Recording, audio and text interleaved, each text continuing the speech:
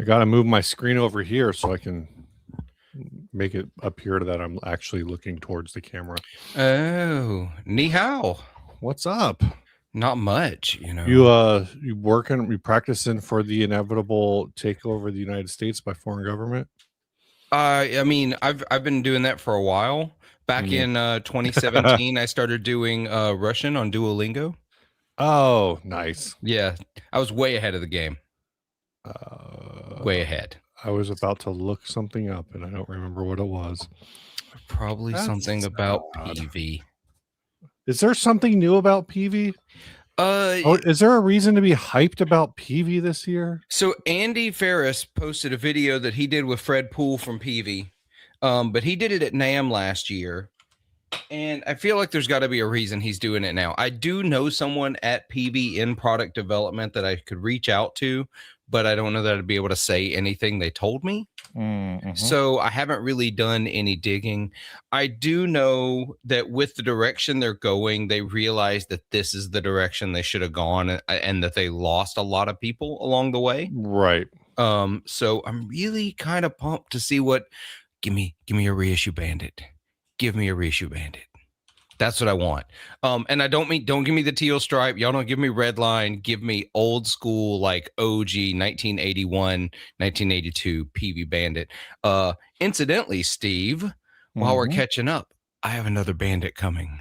You have another Bandit coming. Which one? And this is another blue? No. So it's the they were released in 1980. I think is right. And so that first year Bandit, the text for Bandit is in the same font as the Gunsmoke logo. So interesting. They call those Gunsmoke Bandits. There weren't a lot of them. In fact, I've never seen one in person, and all the photos online are like from the product catalog, right? But I have been assured from my friend at PV that they have one there at the factory that was part of their museum in Meridian. And so they did exist. That was the first year. There just aren't a whole lot of them out there. And then they swapped the logo in 1981. And that's the period I like. Like 81, they just introduced the Scorpion speaker. Yeah.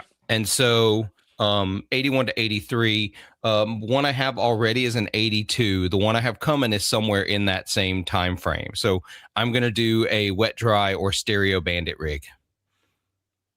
I'm very excited about it. Wet dry Bandit rig. That's I mean, that's a thing. Well, my point I want to prove is that as much as I love bougie gear, I can pull off a portable.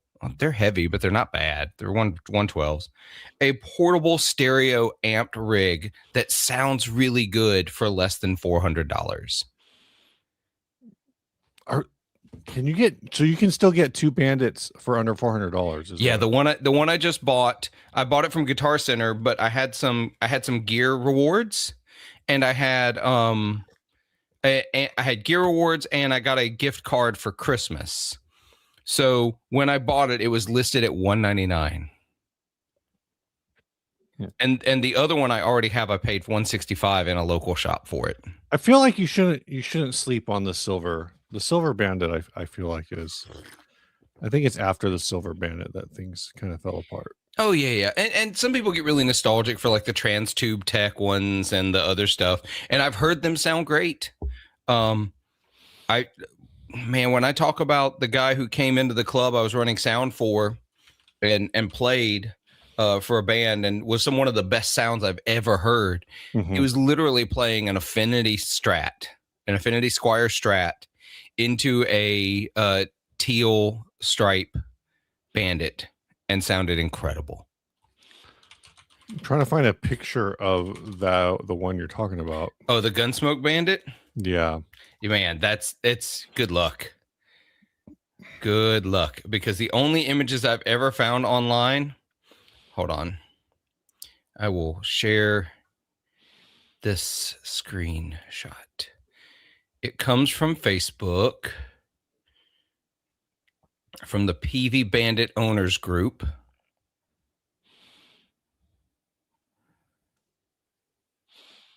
Oh, dang. Yeah, and this one in particular.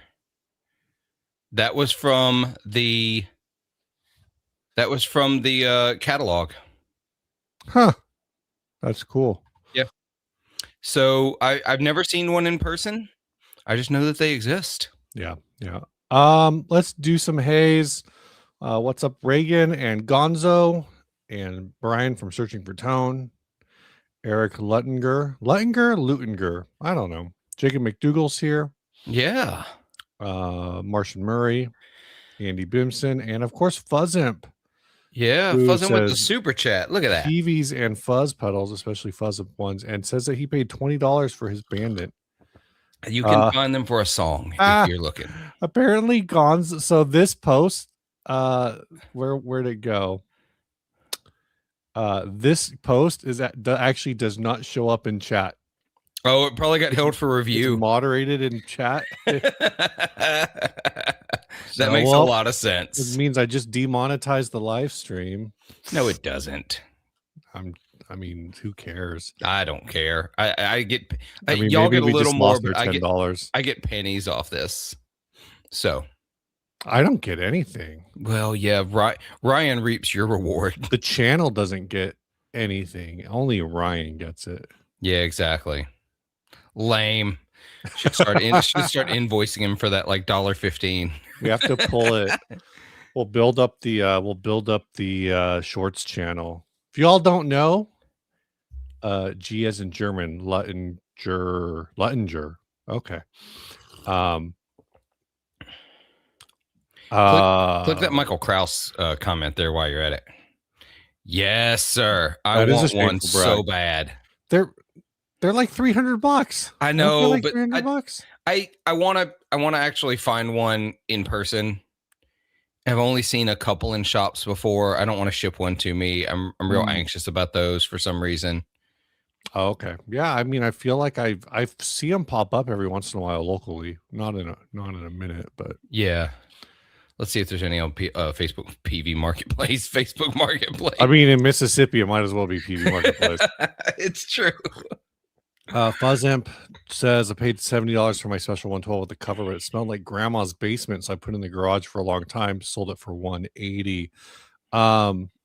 Yeah, I guess I was actually watching YouTube videos this morning, but I ended up watching Danny Sapko talk about Suno. Instead of Andy's PV interview, because he's Sapko's going pretty hard on all these kind of bigger name. It's weird because they're kind of all in this space of creators who maybe aren't actually creators, truly, but some of them are creators or professional musicians who are pushing Suno basically as a backing track tool. Well, it depends. Like some of it's a backing track tool, some of it is this whole thing. And actually, Ryan and I talk about AI on tomorrow's episode. This whole idea that like if you're a singer songwriter and you play acoustic guitar, it's almost a question of is Nashville going to move towards hey Snarky, what the hell are you talking about? Did Ryan bail on a show today? Yeah, I don't know what you're talking about. I don't know. Did Ryan? Do you not know that today is Sunday? Right. Yeah, good music is good. I need a proper bass amp. Yeah. Love it. That's what's up. But what I was saying is you have these people who well the question that I kind of have is whether or not Nashville is potentially moving towards a situation where if you are a singer-songwriter, it will no longer be good enough to say, here's the lyrics that I wrote, here is an acoustic demo, this is the concept I have.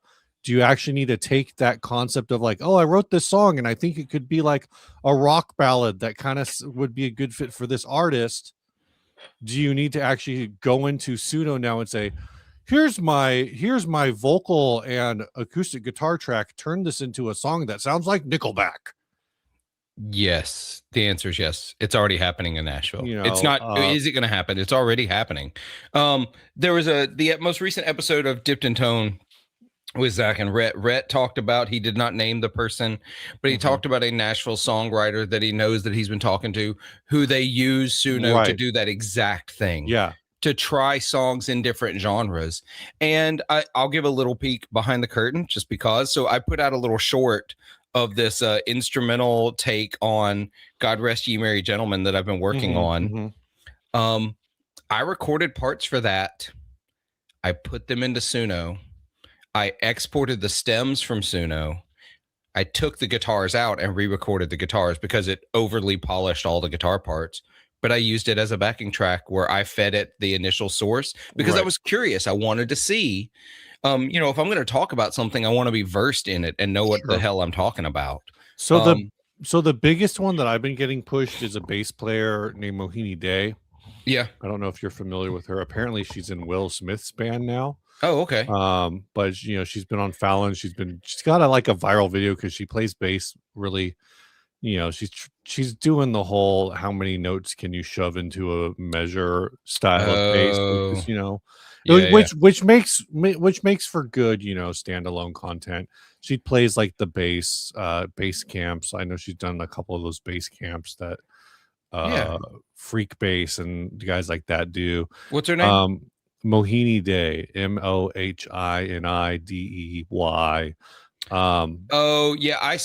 I think I saw Danny's video about like her boyfriend going crazy on him. Oh, I don't know. In a video or something. There's a second video that he made because he made the Suno video that was like 4 or 5 minutes long where he basically just said, I was on social media. Here's 3 people in the music space who are promoting Suno because apparently his algo is probably getting hit with the same kind of stuff as mine, maybe not in the same order, where like I will go a week, like 2 weeks where I get a ton of political stuff, and then after like 10 days of that I get tired of it, so I spend the last 4 days just saying not interested because of course like the big thing that gets talked about in algorithmic advertising now is that social media is actually pushing the opposite of what you want to see. So if you are a conservative, you're going to get the 98% and the resistance and stuff like that, and what's the occupied Democrats and whatever.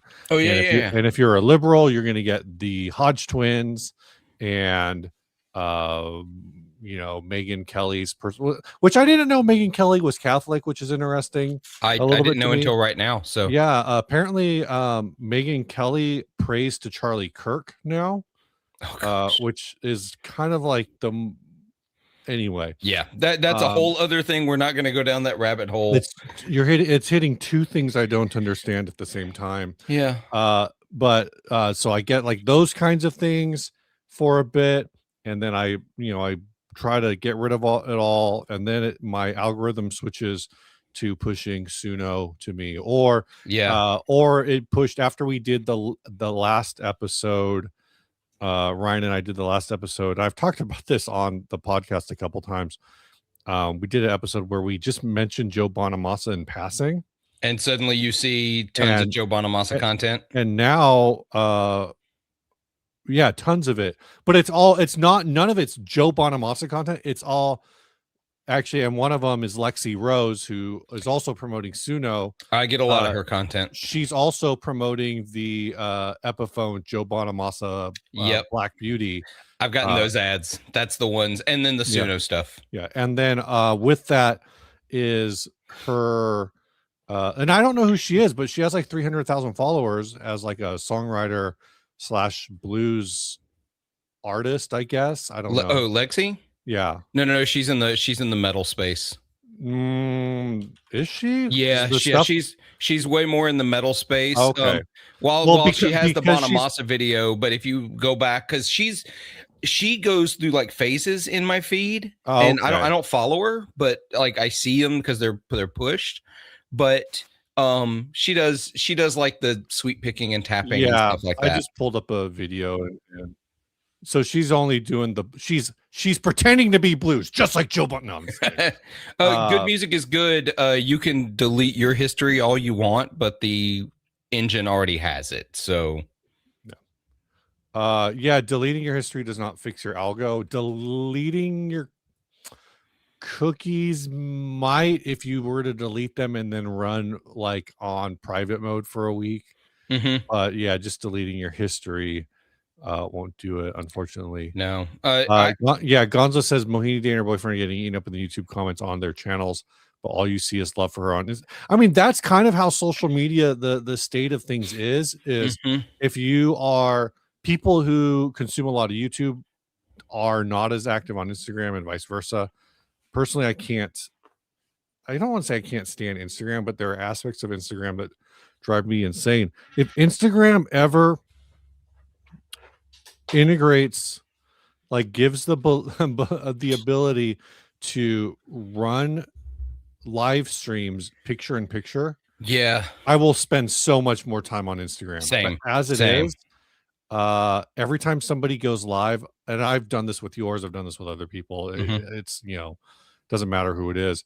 I can't stay in an Instagram live stream for more than 5 minutes. Dude, and you're not alone. Like I do my Instagram live streams, and they're not big. I think at most we've ever had like 20, 25 people. That's like the biggest moment. That's huge. Feels huge for any for Instagram. I don't think I've ever been in one that has more than 10. Yeah, well, most of the time it's like 5 to 10. We're just hanging out, chatting. And when let me ask this, because since you've done it more, when you go live on Instagram, does it tell you when people show up? It's weird. Sometimes it does, sometimes it doesn't. Also, a thing, it gives you the eye to tell you how many people are watching. Yeah. That's not how many people are watching. That's how many people have been active in X number of minutes. Interesting. So if somebody's just watching and doesn't say anything, after a few minutes, that number will decrease, but they're still there. I've had that happen when I thought nobody was watching, and turns out like there were like 2 or 3 people just kind of chilling, watching, hanging out, and then they comment and the number goes up. And they're like, yeah, I've been here the whole time. Yeah. Gonzo, I mean, I think this is pretty much it. The only way to fix your algorithm is to watch the things you want to watch and to not watch the things you don't want to watch. And I am 100% guilty when I do get the political stuff of like spending 2 or 3 days fighting people in the comments, basically doing the boomerish shit ever. Well, my problem, I'll be honest, as a librarian, my algorithm is unpredictable at best, because I'm looking up things for other people and for work and for, it's a constant thing of my algorithm being very confused. Now I've gotten it. It's weird. It used to be really synchronized across platforms. Like I was getting the same type of content in a lot of places. Like I was getting the same content in TikTok that I was getting in Instagram, that I was getting in Facebook. Now it's really compartmentalized. On Instagram, if I go to Reels, I'm specifically talking about Reels, because Facebook is basically just Reels at this point. Good luck with your still photos. You know what? Right now, still photos is the only thing that pays for us. Oh wow, it doesn't pay very much, right? But it pays a little bit. But Reels, there's no monetization on Reels for us. Oh, weird. I don't know if it's some setting or what, but so on Instagram, I get baseball, because I send you all of those. That's why I only send you baseball stuff on Instagram, by the way. I get baseball on Instagram, and I get dogs. I get dogs, and occasionally I get guitar, but very often it's pushing the sex sells guitarists out there to me, because I have male clicked in my profile. But then on like Facebook, I get a lot of cooking and I get a Mhm. lot of politics. And on TikTok, I just recently got back on TikTok, so I don't really know what that's doing. Yeah, I don't know what TikTok's doing either. I can tell you, let me pull up my Instagram. My explore right now Uh-huh. is that surfboard guitar guy that Mm-hmm. gets pushed me over and over. Yeah. Something about Domhnall Gleeson. Some guy, some video called Average John Mayer Fan, and this guy, um, Jeff, is that Jeff Buckley? It is Jeff Buckley. Um, apparently Brad Pitt wanted to make a biopic about Jeff Buckley. The musician's mother rejected it, saying, "We're gonna dye your hair, put brown contact lenses on those baby blues, and you're gonna open your mouth, and Jeff's voice is gonna come out." Oh gosh. So that didn't happen. This is actually a change. Oh, there we go. This is what I'm used to. Usually my feed for the last like 3 months just been has just been Paramore and Haley Williams content. Well, Like I opened my explore page on further. Instagram to give you an idea. If you're not on your app for a while, this is just me discovering things. And it will, after a while, if you haven't used it, it will start to reset your algorithm because it Yeah, doesn't know what your yeah. algorithm is anymore. It's going to start you back at like their user default algorithm. Right now mine's pretty curated, I think. So I opened up my explore on Facebook, on Instagram, and I would flip it around, but trying to get it to uh, you know focus would be insane. But it's Mhm. somebody talking about the Les Paul recording guitar. It's a video. There's a pedal that's flame topped like a Les Paul and has a bell knob and a switch ring around the button. I really want to click on that here in a minute. There's someone with a gold top Les Paul. There's someone, the caption, aging out of music ministry. Then there's a Jeez. Steve Martin video, a Dumble video, a comedian. I don't know her name, but I've seen a few of her things. Mhm, mhm. Something with Jack Black, a Joe Pass video, and a cover of Layla by Eric Clapton on Japanese shamisen. Oh, that's weird. Um, I love my algorithm. Gonzo, I saw that video. I watched a little bit of it. I didn't watch the whole thing. So there's a guy who's like a video game YouTuber, I think, who bought the Riot era Paramore P bass, something like that. And some people are like super pissed about it. Um, I don't really know what to think about it, uh, but yeah, that video exists. Oh my gosh. Michael Freer says aging out of music ministry could be interesting, especially especially to me. I feel like I aged out, but I think I just moved. I I um I didn't age out. I didn't move. I completely shifted my personal beliefs. So Yeah, that that'll that do it. that got me out of there. Um, which is totally fine. I'll close this because I'm going to be distracted by it. But that which means my algorithm is working. Uh, but yeah, so I think chasing algorithm, chasing that kind of stuff, and figuring out how to curate your algorithm is really hard. It can be a Mhm. full-time job. Um, I think I'm looking back through the comments trying to find it. Um, Ian Johnson said I get a lot of flat earth and clickbait AI sport headlines that have no Oh basis in no. reality. um uh I just hit, Andy says I just hit not interested on any political content. So my favorite thing on TikTok to do when I get something I don't want, especially the paid ads that they're really pushing certain political Right. and ideological views. If you click the share button, you have an option to say not interested, and you can tell it why you're not interested. I always say it's too sexual. I was gonna say, Always. can you just start like that's probably the play is to start reporting all political stuff That's what I do. as being sexual in nature. The other one is so I get this guy a lot. His name's David Harris Jr. I think is the dude's name. Oh, I don't know him. Um Dave is it David J. Harris. I don't know, but David anyway, J. Harris Jr. Yeah. he's a commentator, but he started up basically the same MLM multiple times, and to sell like health products. And the last time he did it, I think it like never fully launched or something. Okay. So every time I get promoted his stuff, I just want to go in and comment, "Hey David, when is company launching?"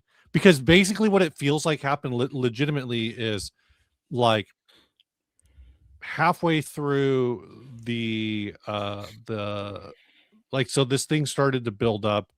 He started promoting because I had a friend who was fully bought in, like gonna be ground level Oh no. on this new company, and like, because that's all it is. And so her whole thing was like, well, if you come in on my downstream, like I'm on the ground level, which she wasn't, because she got invited by someone else, but she's pretty close to the beginning of it, because it Yeah. hadn't actually, there wasn't a product yet. Like you couldn't How do you start the scaffolding of structure before you have a product? It was a thing where you could only get the product if you signed up to be an affiliate. You couldn't actually sell the product by itself. That was the way it was all being put together. So it's like, I'm using this thing, and if you want it, come join my downline, kind of a thing. But it was originally supposed to launch in, like, I think it was January, and then it got pushed back to like April, then it got pushed back to August.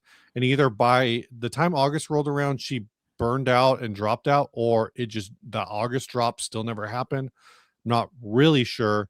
But everyone like on her upline, I think, also found other MLMs to promote instead of this one. But the same thing that was happening at this, the same thing happening during that timeline was the ramp up to the 2024 political campaign season.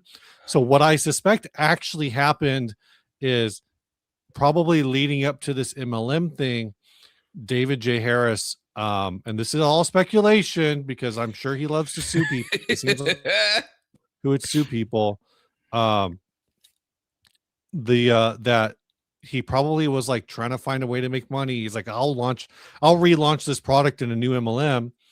And then the political season started heating up, so his book started probably selling again, or his invitations to appear on television started heating up again, like those kinds of things. And so he's like, I don't have time for this. I have to go make political garbage on Facebook again. So I don't have time for this.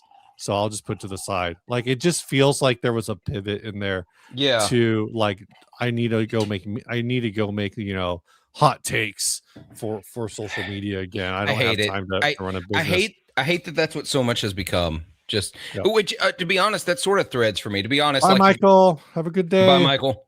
If anybody follows my Threads, you'll know that, like, I use Threads. Sometimes I cross post from Instagram because it's easy. But those are fine.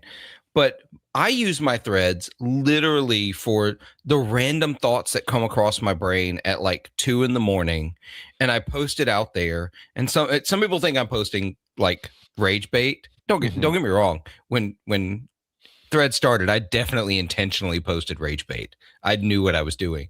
But now it's just like whatever random thing that pops into my head. Like, I've been talking about over on Threads, I posted that I think that the market has proven GNL shutting down to be right.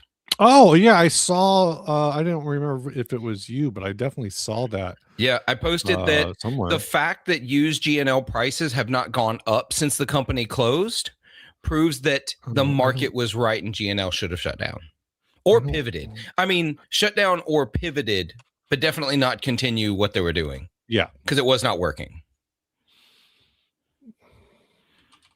What up, Doggy Dale? I'm glad to give you something to do today. But yeah, that's what I use Threads for. I'll be honest, because I have to fight to keep my Threads on Guitar. Oh yeah, because Threads goes political fast. Yeah, and Threads so because the way it works is if you stick to your following, then it's fine. But as soon as you go a lot of political stuff too, so that doesn't help. But if you stay on like the For You, which the For You like ebbs and flows, but a lot of what's on For You is what other. So I don't get my political stuff on Threads, or rather 60 Second Mom, because I don't have a Threads account. I use the Oh yeah. corporate Thread I, account. I don't have a personal either, just the podcast. Jacob says over 5 years, I think I sold like 3 GNLs at my store. Yeah, exactly. And he works at a Guitar Center. Yeah. What's up, gay boners? And what's up, hey, Amanda? Amanda, how's it going? Yeah, I said, Michael says we're all upset about GNL closing, but we don't own GNL, so it's our fault. It's the same thing with Hofner. Hofner just filed for bankruptcy. Whether or not they will actually fully go under, I think is yet to be determined. But they filed for bankruptcy, and so people are saying like it's GNL all over again. But it's like, I tried to talk to somebody about the Hofner. Is it the very thin, or the super? I forget if it's the super thin or the very thin. One of those, which I don't even know if they still make those. But I was saying like, oh yeah, they used to make these great like electric semi hollows and whatever. They were just like completely dumbfounded. You know, if sorry, I'm looking at you got. I'm stumbling over this. Okay. I gotta share this. This is the Hofner website. When you go to guitars and basses. Okay. Paul McCartney. Wow. Paul McCartney. Oh no, this is the club basses. 1, 2, 3, 4, 5, 6, 7. Is that all of them? They basically sell. That might be. 7, oh gosh, no, there's more. 8, 9, 10, 11, 12. Now I know some of these are the left-handed versions, but whatever. Oh, that very thin is cool. 13, 14, 15. I mean, and I know arguably you could go to Fender and be like, well, this is basically 16. This is, like the Stratocaster, but building your whole 17, 19, 19. I'm not going to keep going, but you get the idea. Yeah, get the idea. Yeah, the very thin is cool. The leader shape is like, they have some cool shapes. I don't know. I haven't seen a Hofner in person in like a decade. It's been a long time for me. Maybe I feel like I've seen maybe a Shorty Deluxe not too long, like somewhat recently. The instrument I'm thinking of, I don't even think I'm not even sure if they still sell. Is it on? Nope, they don't. Like their electric guitars are all the Shorty. The semi hollow, again, they got the leader and the very thin, which the very thin is pretty cool, but it's kind of hard to do anything when you effectively only have 4 models. I like the club bass too a lot. I really like it. I wish it were a little bigger. Club bass looks cool. I wish it were bigger, but yeah, it's one of those things where the market is right. Yeah. These brands have not done enough to branch out and do. So somebody on my Threads feed, couple of things. Somebody said, do they even have, like, of GNL, do they even have any signature artists? I feel like I want to play what my heroes play. Yes, but I mean, really not. I mean, they had a couple. Jerry Cantrell just had one put out recently. This is what I was thinking of, though. So this is one of the last Hofners, was the Colorama Special. Ooh, basically like a fun little DC Les Paul sort of inspired thing. But this was, the last time I saw one of these in a store was 20 years ago. Anyway, yeah, no, you're 100% correct. GNL had Jerry Cantrell. They had some other, like Will Ray. They had. Is he Jimmy Ray's brother? No, that's Jimmy Ray. Yeah, that's Jimmy Vaughn. Will Ray was the guitarist for the Helicasters. Oh, okay. One of the guitarists for the Helicasters. So another thing somebody said on my feed was, I hope that Fender will keep the pickups and do some cool things.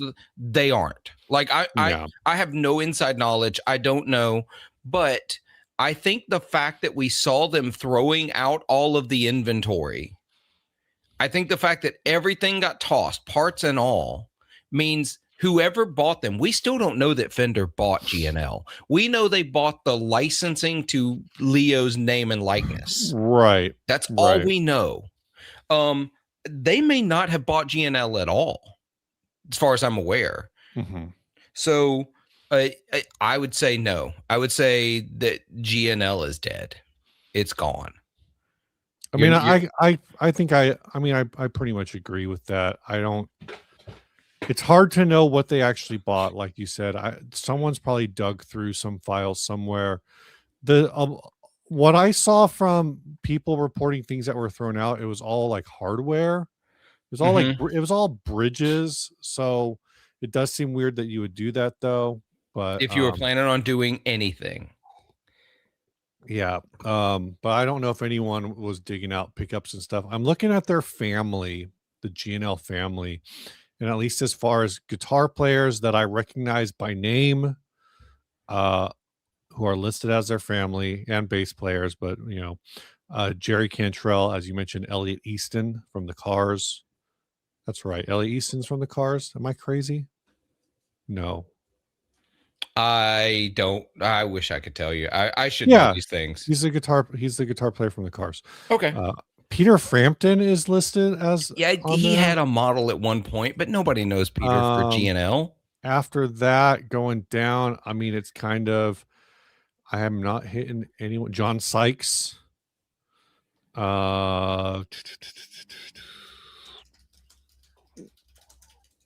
Be a lot more interesting if I was sharing this, but I'm not. I know. I'm gonna talk about Ian's comment here. Never mind G&L and Hofner, who is buying JHS. He does not mean JHS pedals. He means John Hornby SKUs in the UK, which is a music distributor. They owned Vintage and Fret King. I don't think anyone is. So last I heard, nobody was buying them, but I haven't looked into it in a bit. Nope. I don't think anybody is. I think those are also dead brands. I know when they hit the time for it to be, for the entirety of it to be purchased, no one had purchased it, but my understanding is that basically they were trying to sell everything. So the entire, Fret King, Vintage, the one that's Rapier, all of those brands plus JHS plus whatever else they were making with Wilkinson and Whistle, like all together, and it just never came up. It was in the will to be broken up and sold, but apparently they just wanted to not break it up. I don't know. All I know is it hit a deadline, and at least at that point nothing had sold. So I don't know if what's happened since then. That was a couple months ago. Yeah, and I had heard the kids had the option, but that may be hearsay. They had the option to keep it going, and they had no interest. But that's game of telephone. Who knows? And the weird thing is everything I understand, JHS was profitable. Yeah, it was making money. I mean, they had that custom shop that seemed to be selling well, the Vintage custom shop. Yeah. I feel like I need to mention while we're here, though, because we're going to talk about new releases, and we're going to talk about some other things. We're trying to start to segment this live stream, y'all, because we want to do it more consistently. And we can only wax poetic randomly. Actually, we could do this all day. But real quick, JHS was just a distributor in the UK, so I don't know if that means Danelectro has no UK distributor now. That's a good point. But Danelectro is owned by a guy named Steve something. I forget his name. Steve Ridinger, I think, who worked at Fox when the Fox Tone Machine. He's the original designer of the Fox Tone Machine. Danelectro is now distributed in the UK and Ireland by Strings and Things. Yep. Steve Ridinger founded Fox Pedal. Oh. So the classic, and again, I'm talking about like the Fox Tone Machine, the Octafuzz. He designed that. And then in 1998, he brought Danelectro back. So he's been the owner of Danelectro since 1998. I see that Mark says being called JHS is a bit of a problem, though it wasn't. There was a big delineation, and also John Hornby Skewers predates JHS, the pedal company. Harold Glop asks for bass. Would you prefer Nyato or Popular? I don't know if I've ever played a Nyato bass before. So my gut is just kind of leaning towards Popular, but when I looked that up, there's a lot of it looks like there's a lot of the budget minded brands that are building with Nyato. It's also Ernie Ball, Ibanez, or I say Ernie Ball, but Sterling, Ibanez. So those guys know more about picking woods than I. Dingwall. So here's the deal with like when you say like a budget brand is using it, I think we instantly assume that means it's not as good. No, it just means it's more readily available in the region those guitars are being built than mahogany or alder or ash or any of the woods we use in the US. It's like, to be honest, basswood. Basswood got such a bad name because they were using that cheap basswood ply in the 80s, but basswood's actually a really great tone wood for guitars. But also Dingwall makes a $3,700 bass with it. Yeah, there you go. So it's not just all like budget friendly stuff. There are a couple brands selling. Looks like Ibanez has been making a few things out of it. Yeah. So it kind of just seems like if it's good enough for those guys, it should be good enough for everybody. That's all I got for it. Yeah. But yeah. Guitar Center carries Surfy Bear now. Oh, that means they're not a boutique brand anymore. I've literally never owned a Surfy Bear product. I've never had one. Well, do you have a need for one? Exactly. I haven't really had a need for one. I have owned a couple of like actual tube. I had the Carl Martin Headroom, the pedal that has the spring tank inside of it. That's a really, really great one, but I haven't tried any of the Surfy Bear stuff. This sounds like a absolutely brutal idea. But should I try to do a future live stream from the rowing machine? The problem is I don't think I could row for 2 hours. No, hell, dude, 15 minutes on that thing and I'm cooked. 20, I've done 20 and 25 before, but like 15, I'm heavy breathing. I just do. If I'm doing like 20, I'm doing a workout, like it's like a video. If I'm just free rowing, I usually either pick a distance or pick a time, and both of those will be longer. Yeah, my problem is I always pick a distance and then try to get there as fast as possible. Oh, that'll do it. Yeah. So it does also help because I read some of the Reddit on rowing, and I've definitely found that like just by virtue of being 6'2", like I cruise at like 220, 230. Yeah, and I'm 5'10", and without it's like rough. Without like, I feel very comfortable in that range without doing a ton of stuff. Whereas like some of the people on Reddit, and I'm saying I'm doing that at like 20 strokes per minute. Yeah. And people on Reddit are like, I do 28 strokes per minute for a 245. And I'm like, how short are you? Yeah. If I do 28 strokes per minute at any like pressure level, I am cooked. I'm like I'm either like sub 2 minutes or like I'm just out of breath after, like I'm doing like a power 20 and then I'm out. My God. Anyway, enough rowing. I need to mention on the live stream because I'm wearing this shirt, and those of you that listen to the my God, you got that shirt. Yeah. So Mark and I did the last episode of 40 Watt for the season, and it was about bad guitarist gifts. Yeah. And I said this was the worst gift, so this is what Mark sent me for Christmas. Nice. Mark at Summer School Electronics. So, I'm wearing a Summer School Electronics shirt right now. Look at that. Represented, sort of. Yeah, so I figured I'd wear it for the live stream because this is the corniest of like guitar apparel to me. This is the worst. But I have one now, so I figure I'll wear it. Yeah, so Michael, the leaders in rowing are like 6'10". Yeah, they take like 3 strokes and they go like 5K. It's ridiculous. Luke has a question for you. He says, "Hi, 40 Watt. My son has a question for you. He wants to know if you remember on the Studio Rats about 7 months ago when that weird guy, Mr. Beast fan, was asking weird questions." I do remember It's that so guy. specific. Yeah, it was a moment. I'm not gonna lie. It was like this dude was just asking the most like bonkers off the wall questions. There had to be drugs or other like mind altering chemicals involved. So Right. I don't know, man. It was a weird time. I do remember though. So going back, Steve, anything come out? Anything we want to chat about? Oh, I was trying to look. I brought this up. Where did I move? Oh, here we go. Dude, Premier Guitar has like, yo, I get it. Like, you're a magazine and somehow I get Premier Guitar for free still. I don't know why. Oh, But I'm pretty sure I get like, well, I haven't got one in a while, but maybe I haven't looked. I don't know if they pay for articles. Like, the article right now is an article by Colleen Fazio from Fazio Electric. I know Philippe from Caroline Guitar Company has written for them as well. I think Alex over at Copper Sound writes for them too. Yeah, I don't know if that means that they pay or if it, this is like a brand awareness thing.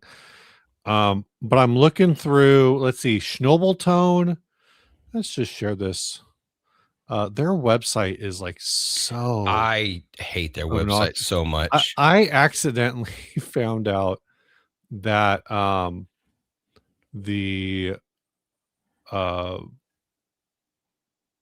found out that I had been, when I was making my Premier Guitar stocking video, I found that I was going that I had the website at 175%, but I just thought it meant that I just thought the ads were huge. But I was the one who was dumb. So let's see, new products from between now and the last time we streamed. Yeah, the Schnobeltone dumbbell boost. Oh boy. Let's see, these are ads. I'm just looking at guitars. Earthquaker Barrows. Was that new? The Summer School and Super Cool collab that came out. That's pretty rad. I am looking forward to getting that into my hands. So my question, because here's a question for Mark and Jamie. If they ever see this, the question I have is, because y'all reached out to have Ryan demo on, his schedule unfortunately didn't allow it, but since there's two companies on this, does he get paid twice? does each one of them, like, he's like, well, if you want me to review both sides of the pedal, you're both gonna have to pay for the unboxing? Or is this really one pedal? Is it just, if it's a 2-on-1, should you be charging twice? Oh, how exciting! SansAmp limited run. Oh boy. Big Muff Pi 2, that happened that did happen. That was an interesting release. And I don't mean interesting bad. I just mean interesting. Yeah. A lot of what's the word I'm looking for? Buzz, hype and buzz. Yeah. They are still available. The big box. Yeah, it was a limited run of 5,700. Right. Okay. Literally, there was one for every guitarist that actually watches YouTube content. That's what it feels like. Let's see. Barrows is new. Oh, Cosmodio does a mod for it. Let's see. The Nocturne came out. Yeah, the Nocturne sounds great from the demos I've listened to. I haven't played it yet. I haven't played Ryan's Marshall. I was over there last week, but it wasn't plugged in. Oh, and I just didn't want to deal with re-rigging a bunch of stuff. If it wasn't already plugged in, then I get it. Wasn't going to get into it. But yeah, the Nocturne. What else is on here? This is like every other. Oh, the Batter Monkey finally happened. Yeah, like I know Ryan did that thing with him when he was over at Guitar Summit or Guitar something or other in Europe. Guitar House. The 42 Gear Street. Yeah, that video came out 3 months ago. What's the actual date? Um, September 5th, that video came out. Okay. I was telling RJ last week, or actually last night, I was telling RJ that now this video has 19,000 views, which is fantastic. Like that's a ton of views for us. But I think had we been able to time this better and dropped this video like a week before the actual launch, so this is December 10th. So say this video drops, that Batter Monkey video drops on December 3rd. Right. Instead of 19,000 views, it's got 40,000 views. Oof. That's what I think. That's just my opinion. I think. You think it makes that big a difference? Yeah, because instead of promoting something, because now when people go to watch the actual Batter Monkey demos, they're not going to go back to September. I could be wrong. No, they're not. I could be wrong. I definitely wouldn't. But I think I think the idea of, Dog Dick Dale says it was the leak. Like that was the idea, like, oh, we're gonna leak this thing. But I think the leaks that work as like effective marketing, because it was, it was a joke of a leak, right? Like it was a planned thing. I think those work when there's like push behind it. So that video got, by the end of September had 16,000, almost 17,000 views. And then after December 10th picked up like another 1,000 views. Wow. So it did get some, but I feel like it would have been able to ride much more of a hype train. Yeah. I don't know if there's anything else really that came out. The Fairfax there, I think this is the last thing, but I like that a lot. I kind of want to try it. Strymon doing analog is a weird thing. Yeah. I think I don't know. I don't know what I don't know what I think about it. Hi, Jessica. Yeah.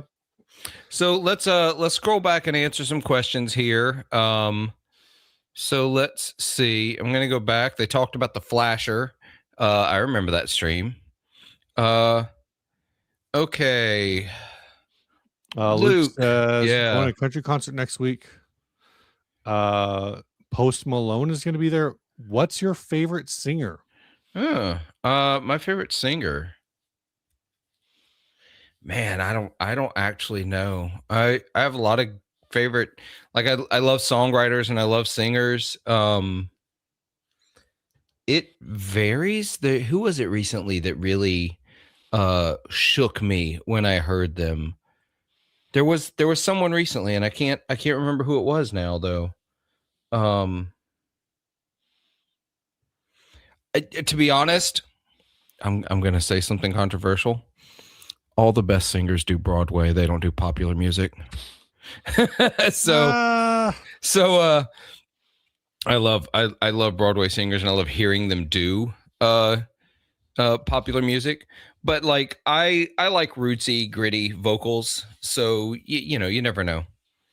I'm just gonna say that those are two different skill sets, and I think we should have all learned from Glee that Broadway singers should not sing pop music. I don't know. Idina Menzel would like to have a word. Idina Menzel sucks balls, dude. She's amazing. She's an amazing Broadway singer. Her pop stuff is shit. I don't disagree. That's all I'm saying. Like they're two different skills. It's like, no one wants to hear Pavarotti sing.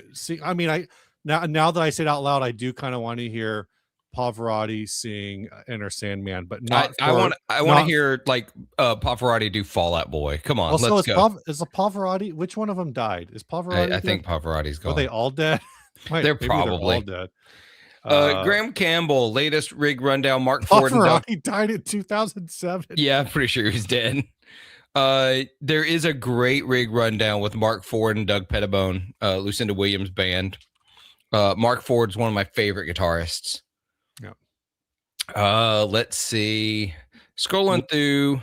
Luke, you're asking so many questions about the weird guy. It's starting to make me wonder if you're the weird guy. Right. I do not remember the questions anymore. I've slept so many times since then. I just remember the general vibe was weird. Mark DeBrune, if a pedal is double boxed, does Ryan charge twice? I don't know. Not that I've seen yet. Placido Domingo is still alive, Oh, there you go. and Jose Carreras, the third of the three tenors, is still alive. Oh, wow. Okay. That's it. The best singer-songwriter was Dewey Cox. How do we feel about that? I don't know about all that. Let's see. I'm going back through.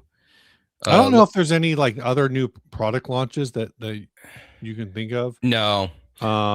Luke, you asked if I know Paul, James, and Vinny in person. I have met Paul and James in person. I've never met Vinny in person, but I will meet him at NAMM this year. So, nice. Good music is good. I bought 3 Demon Effects pedals this year. Do you think something like Demon Effects is bad for industry, or does it make it I don't better? know what's going on here, so you have to cover this for me. I can't. There's nothing for me there. All right. Demon Effects. So Demon Effects don't just walk the line between clone and counterfeit. They cross it. Because Demon Effects will put the branding on the pedal for you if you ask them. Really? Yes. But I think at least with like their stuff that exists, right? There's stuff that says Demon Effects is no more egregious than Warm Audio or Behringer or, you know. Yeah, that's it depends on the Behringer, but like, yeah, this here, this straight up says Turbo Tuner on it. Right. Is that the same model number? I'm trying to find that out. Turbo Tuner. Sonic Research Turbo Tuner. The Sonic Research one is the ST300. Got it. But yeah, it's very similar. I'm not sure what this boost is trying to be, but this dual boost is doing the what's that brand? I forget. But they have another one here. The Gladiator is the Gladios. I didn't know that existed now. Yeah. I'm not sure. Do you know what this Fab Suisse is? Let me look. Yeah. Oh, that looks really, really familiar. Based on the Tapestry Audio Fab Suisse. So Tapestry Audio, really? Yeah, and it doesn't quite look as much like it, but it's definitely in that brand. That's their only overdrive pedal. And I cannot get a good picture of it. This one's actually, in some of these cases now, they're just taking the name. They're not really even fully doing like the graphic. Yeah. Which is kind of weird. Yeah, like the Gladiator. I mean, that's the Gladio. Yeah. And the graphics. Yeah, that one is. It's a little gross. I'm going to be honest. It's a little gross. This is, I assume, is a Mad Professor. The Sweet Girl Overdrive. The Z Drive is a Zen Drive. The Angel Blue Drive is a Timmy. But at least this one, the Angel Blue Drive, it's got the color, but it doesn't feel like it's going as hard. I don't know what this is supposed to be. Now they straight up say too, it's the TS808DX. So this is a newer feature. I'm going to, instead of sharing screen, I'm going to share a window, which is very dangerous. But here we go. Actually, let me do this. Let me just share this whole window.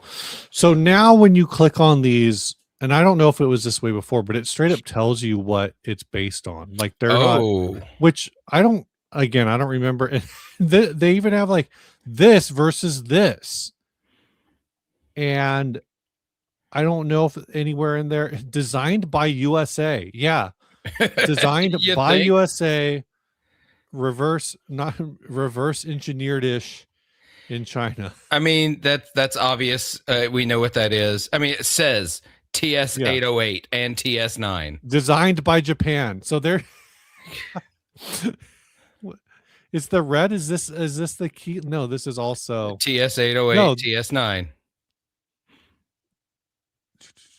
I don't know what's different.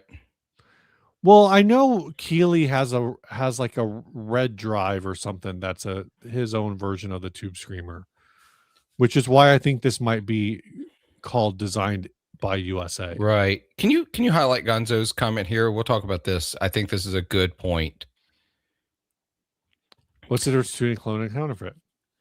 The clone is I've got a pedal on my desk right here that I'm trying out. It's a prototype. It is essentially a clone. What pedal is it? Are you going to show it to us? I can't because it's a prototype and it hasn't been released yet. But it's got some really cool features, and I'm just realizing it has. I need to figure some things out. It's because it's a prototype. It's got like extra jacks and like weirdness. There's a difference. Okay, I got one I can't hold up. The Victor from Mythos. Yep, it's a rat. In a lot of ways, it is a rat clone. It's tweaked a little, sure, but it's a rat clone. But it does not look like a rat. It gives you the vibe. Yeah. But no one is trying to sell this and say that it is a Proco rat. Is it a slant box? No, it's flat. Okay. So if it's flat, then it's not a rat clone. It's a 1981 TRV clone. My God. Anyway, so this is not a counterfeit because no one is trying to sell this as a Proco rat and tell you that it's an authentic Proco rat. A counterfeit lies to you about what it is. Right. A clone says it's this circuit, but it's not that pedal. Like, this is the King of Tone circuit, but I'm not calling it a King of Tone. I'm not putting the artwork on it. It's a pedal that's either inspired by or a direct copy of. Right. But it's not a King of Tone. That's the difference. So Demon Effects lives in this space where they try to get not just like the circuit thing, but they're also trying to get like as close to mimicking the trade dress without actually mimicking the trade dress, which is where it's like, personally, I think it's too close, but I'm not a lawyer. Yeah, exactly. I think it gets too close too, but that's just me. Jessica's talking about the Warm Audio. I didn't know Warm Audio was doing Mutron inspired stuff now. The phaser. Oh, okay. They did the mutation phaser I have too. Seen that. I forgot about that. In fact, I think Ryan may have done the mutation phaser. Yeah, I think he might have one of these. The Warm Audio mutation phaser is an interesting, I think, kind of an interesting case because it's one of those things where the box is so much part of the identity of the product. But that being said, Mutron also currently does not make anything in this box. No. For better or worse. If you're remaking something that is discontinued, like it, I'm a little less plussed about that.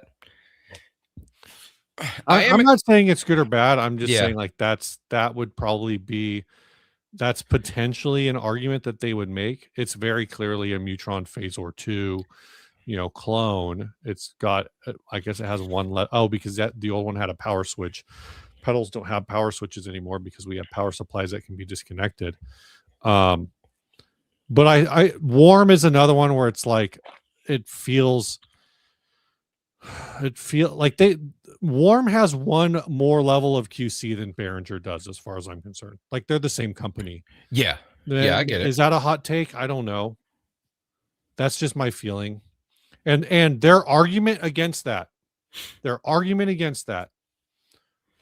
every single one of our products is in the top 20 at Sweetwater. That's their argument against it. That's a terrible argument. I have seen the vice president or something of Warm Audio on Facebook when people say because there was some compressor they came out with that was Uh-huh. that was half the price of some other compressor. I think it was a compressor preamp. I The don't know. Pedal 76, maybe? No, Okay. this was let me see if I can find it. I'll show people my screen so they can search along with me, Follow along. and you can tell me if anyone hits it before I find it. Was it the bus? Nope, it's blue. It's some kind of blue thing. Okay. I remember it was blue. I'm flipping through. Do I see anything blue? Oh, no. You're not talking about the Throne of Tone. This one, the WA1B, accurately recreating world-class Scandinavian compression. So it's a compressor. I forget what is it cloning? It's cloning. Today in this video, we're gonna. I don't want to watch it. The TubeTech Compressor CL. So the thing is the TubeTech Compressor CL, from what I understand, you can still buy this. Yeah. And it gets into this weird space because Warm Audio for a long time was saying, well, everything that we make, you can't buy. Mm-hmm. Now the CL1B, from what I understand, you can buy, but it has like an 18-month wait list. The TubeTech, it's literally sold at Guitar Center. The TubeTech Compressor CLB. Really? Yeah. It's $4,700. Yeah. But you can literally, it's back ordered. It's back ordered. But you can order it from Guitar Center. Sweetwater apparently has them in stock right now.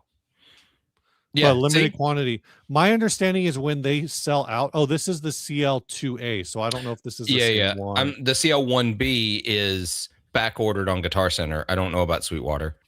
Let's see. CL1B is on product availability notice. So my understanding, and it's 47, like you said. I think the Warm Audio $12.99 1B, it's $12.99. Yeah. My understanding is that this thing, when it goes on product availability notice, it takes like a year for them to get more. Oh, yeah, because I'm looking at a couple other, like Vintage King Audio says they have them on order. So the thing with those is those compressors are, my understanding is the TubeTech ones are handmade.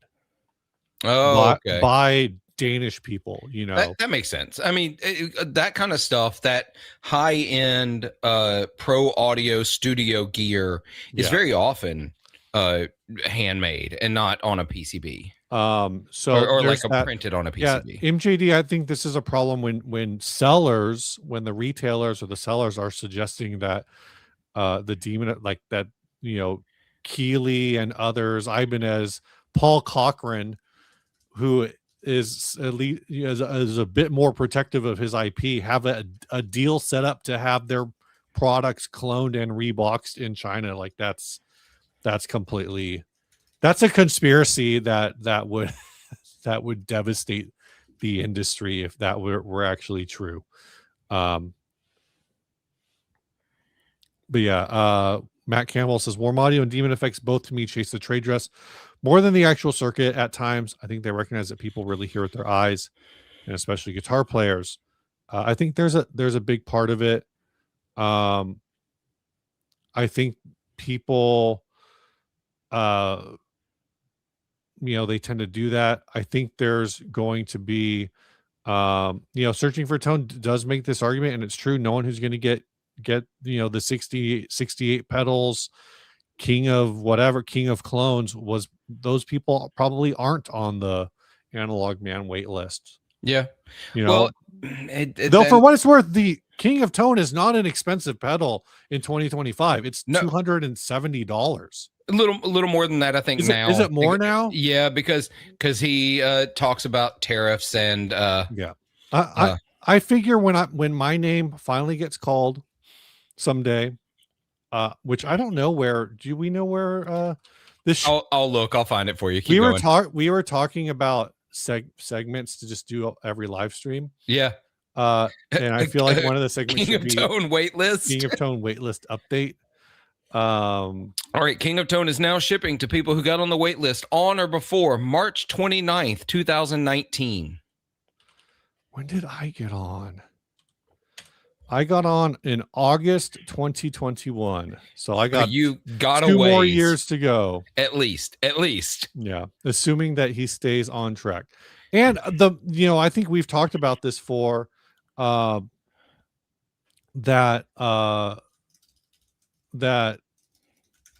Mike has basically said that he could blow through the entire King of Tone list in like 6 months if he wanted to, but then all of his other products would create their own 5 to 6 year wait lists. So Yeah. it's like what is it, mutually assured destruction scenario.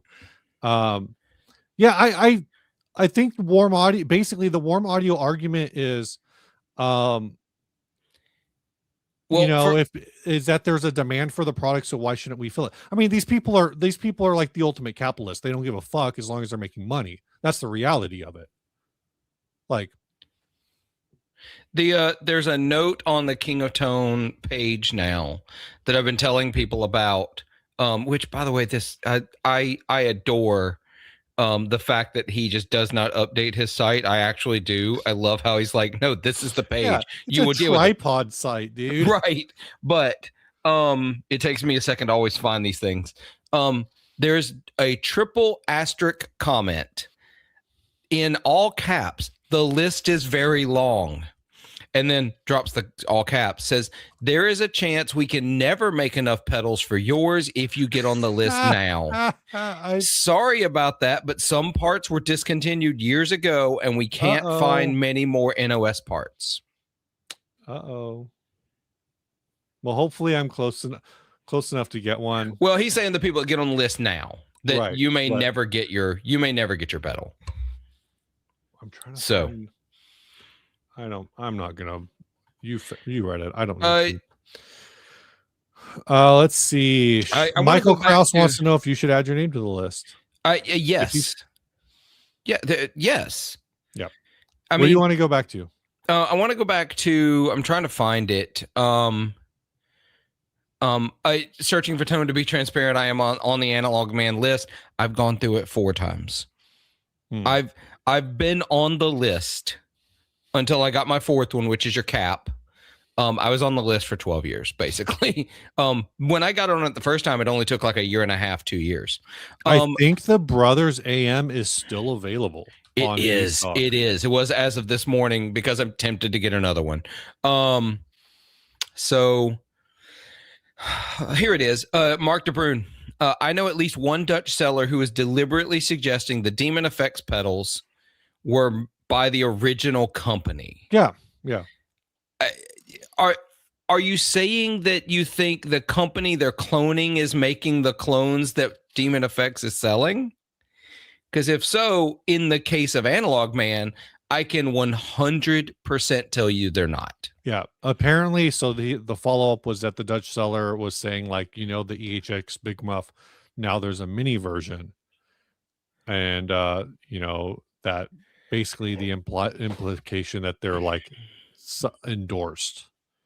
Yeah, they are absolutely not. Mike was having to, at one point, customs stop anything that entered the country saying King of Tone because Demon Effects was branding them with the Analog Man marketing, and they were smashing them as they were coming into the country. Let's see. Harold Glopp says, why collaborate with AM Brothers and Duke of Tone if they're widely considered to not sound like the King of Tone? Is it honest? The reason you collaborate is because there is a way to make something similar sounding, which both of those pedals have done. I have the King of Tone, Prince of Tone. I have the Duke of Tone. I've had the Brothers AM. There is a way to satisfy a demand for a circuit, even if it's not the exact thing, to get you close enough. And why would Mike keep letting other people make accessible circuits versions that aren't the same thing because they don't have the NOS components? They don't have all the things he needs to make the King of Tone. Why would he not do that? Yeah. Also, at some point, Mike's gonna retire. Yeah. he's gonna stop doing this. There needs to be a way to continue that availability of that thing that people want. Anyway, I think it's just good business decision. I really like the Duke of Tone and the Prince of Tone. I think both sound great. I don't know if they sound identical because I haven't tried, but I think they sound close enough that you're fine. Yeah. We talking about mystery boxes. I want to grab a refill. Oh yeah. Let's coffee. Talk mystery boxes. Let me refill my cup of coffee. Okay. I will be back in a moment. All right, sounds good. So I'm gonna get Steve to give me administrator abilities in this chat at some point. So let's see. Searching for tone. So you're saying I shouldn't have got a divorce until after I got the pedal. I'm not saying that, but I do wish the Analog Man site had a hit counter. That would be awesome. When my name gets called someday, sounds like I'm all going to the pearly gates. Yeah, I get it. What's up, Voltic Electronic Devices? What's up, John? Yeah, Jacob, you do need an Analog Man Sun Face. It is a shorter wait time, a totally different circuit, but I recommend it because I love my Sun Face. I still need to get a silicon Sun Face to go with my germanium one that I've got.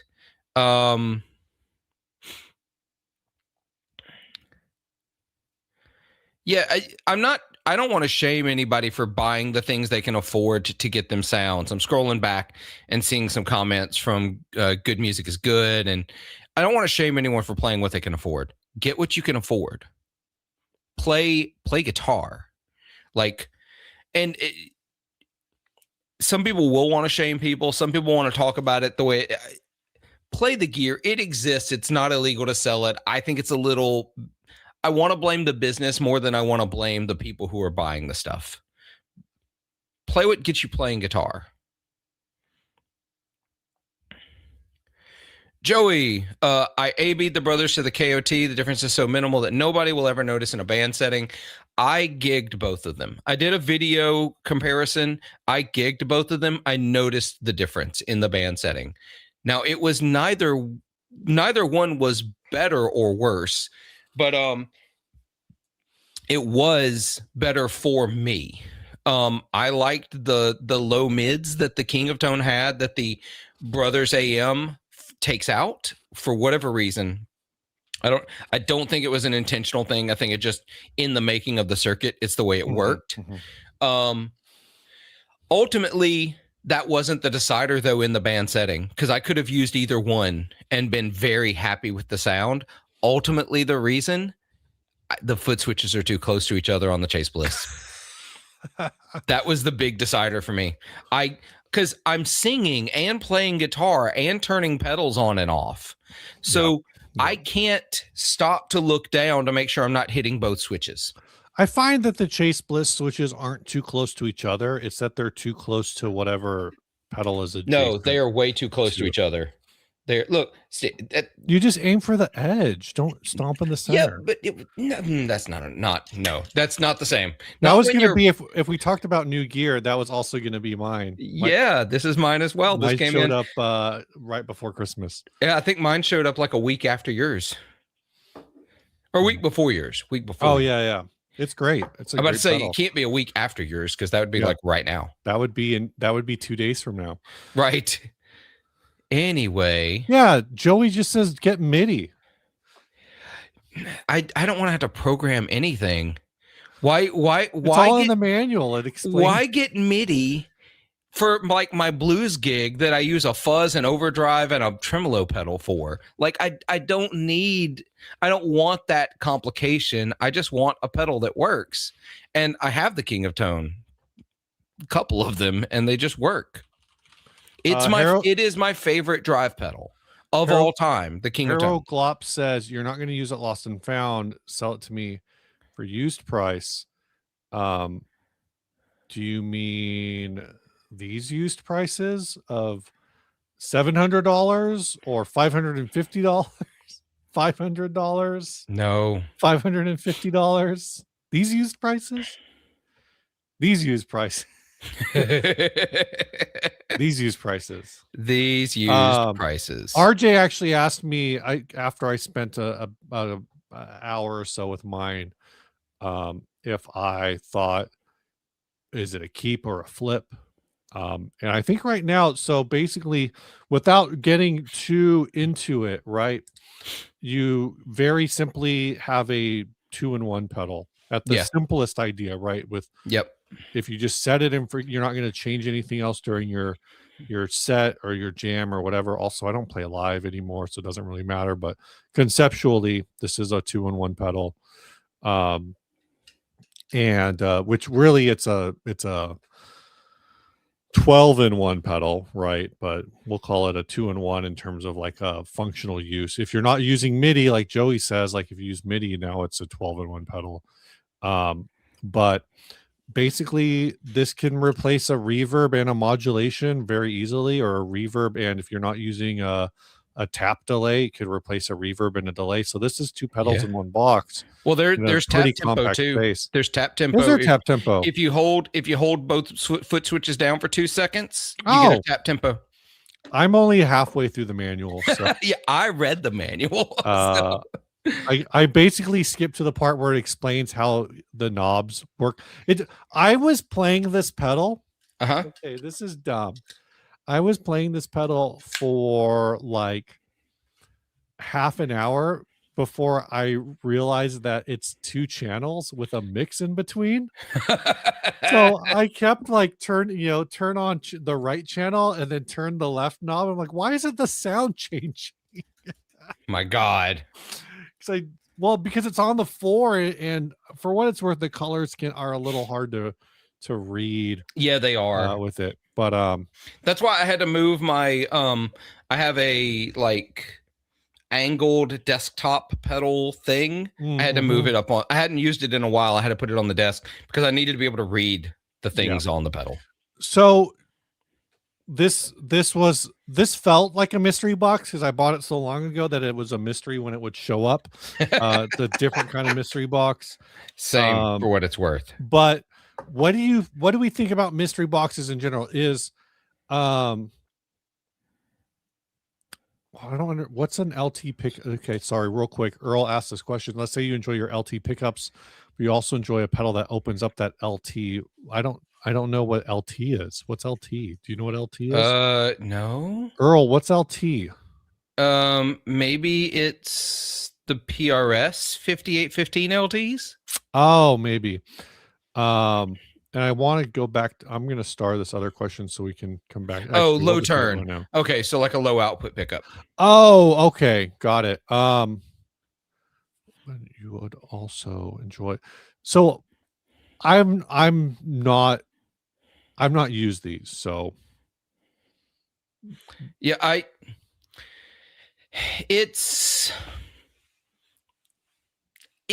if you like the LTs, why are you trying to open them up? Like, I know that's a weird thing to say, right? But you're saying if you're enjoying it, but you want to change it completely, then why are you enjoying it? Anyway, that's a bad pedal. I would blind recommend for reducing the muddiness on any pedal. ZVEC super hard on. Yes. Or a super hard on based boost. There's something that pedal does in the upper mids or that circuit, because I haven't actually owned a super hard on, but I've owned a couple different pedals that were based on it. Full on. And when I say based on it, like I'm talking about Crackle OKs. Yeah. Which also the Summer School Extra Credit Boost is one of them. Yep. Extra Credit Boost is great, and that's got 2 channels on it, so it's actually less super hard on and more was the super duper 2-in-1. Yep. I think kind of a thing. I'd recommend something like that. There's something in the high mids of that circuit that even though it's a boost, it's got like, it's almost like more of a boost with a presence knob kind of a thing. Yeah. That I would go for. MJD says, as far as mystery boxes go, just Porsche pirate somebody's Amazon package, and you'll probably get a better stuff than what's in the Premier Guitar mystery box. One last thing I wanted to hit before we move to the mystery box thing. Yeah. Jessica asked, how are the lost and found in a band setting? I think it depends on the band. I think it depends on what you're doing. Just playing around with it, I definitely think I could have found uses for it in one of the bands I was in. But it definitely is leaning heavy onto the weird side of things, which isn't to say it wouldn't be usable. It's just like it would be usable if you're in like a Sigur Rós cover band. Yeah, for me, I think you could be as weird or not weird as you want to be with it.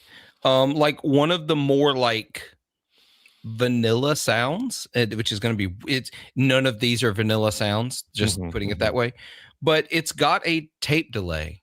Right. It's got a great sounding tape delay on the right side, and it's got a great sounding, they call it an ambient reverb, but if you pull the mix down, or I'm sorry, don't ramp the decay up too high, it's a great just reverb delay pedal.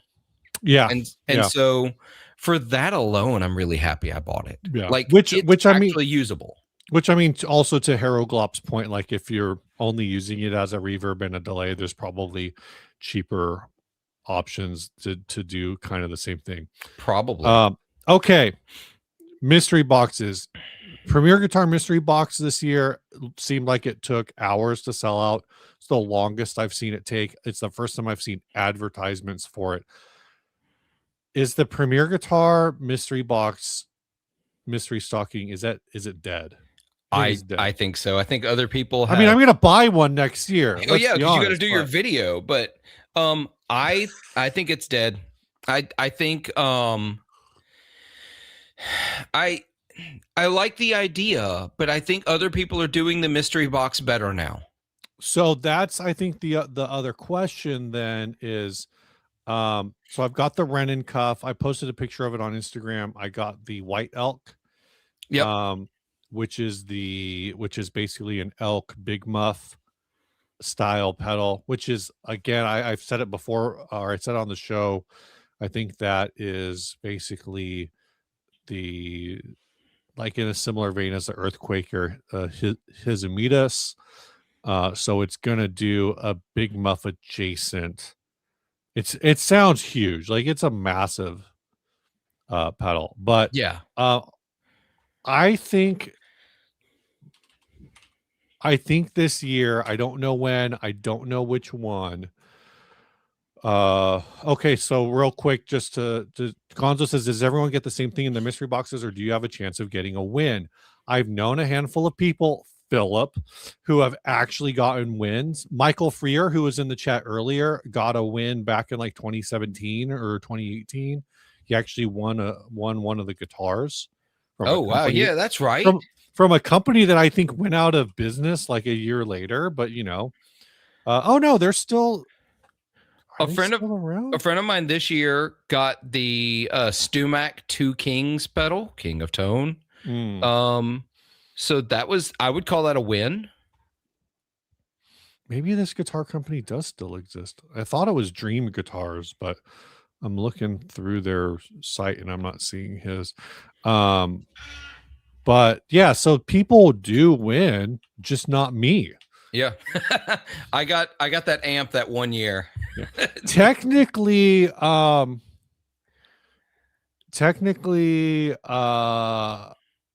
I have purchased a win, but it was a pedal that when I was buying multiple boxes, and I think it was one that I had shipped to Ryan. Oh, gotcha. Unless he actually bought his own that year, but I don't remember. Maybe for those of you listening, you're not supposed to buy multiple boxes. One year I bought 3 somehow. Yeah. Like I didn't know. It was actually kind of an accident. I couldn't get one to go through. Yeah. Doubling back, Earl said that he wants to open up so he can just use one. Okay. Guitar, get 2 sounds out of one guitar, which makes sense. Yeah, it makes sense. I get it. So yeah, people do win. Just not me. Yeah. Looking at, hey Earl, just for the record, I think it's easier to make a bright sounding guitar sound darker than the other way around. I go for brighter sounding pickups that I then want to back off because it's really hard to add that brightness if it's not there in the pickups. I may this year. I can't 100% confirm that I will, but I'm really thinking about doing one of the buy or borrow music mystery boxes. They have 2 of them. Yeah. One is 140, the other one is 260. So we can look at both of them. So the 141, each mystery box contains a hand selected boutique pedal, always worth $180 or more. These are new prices, of course. Right. You look at the list, what might be inside, like the all pedal stuff, DS Custom. I'm not familiar with DS Custom Audio. I am. That is hold on. The guy whose name is I can't remember it. I'm gonna look it up. They're a German company. Oh, okay. Because they talk about him over on that pedal show every now and again. What is his name? Dominic Schmucker. Yeah. Apparently. That feels like a character name. Right. It sounds like made up, like Hughes and Kettner. Like Hughes and Kettner.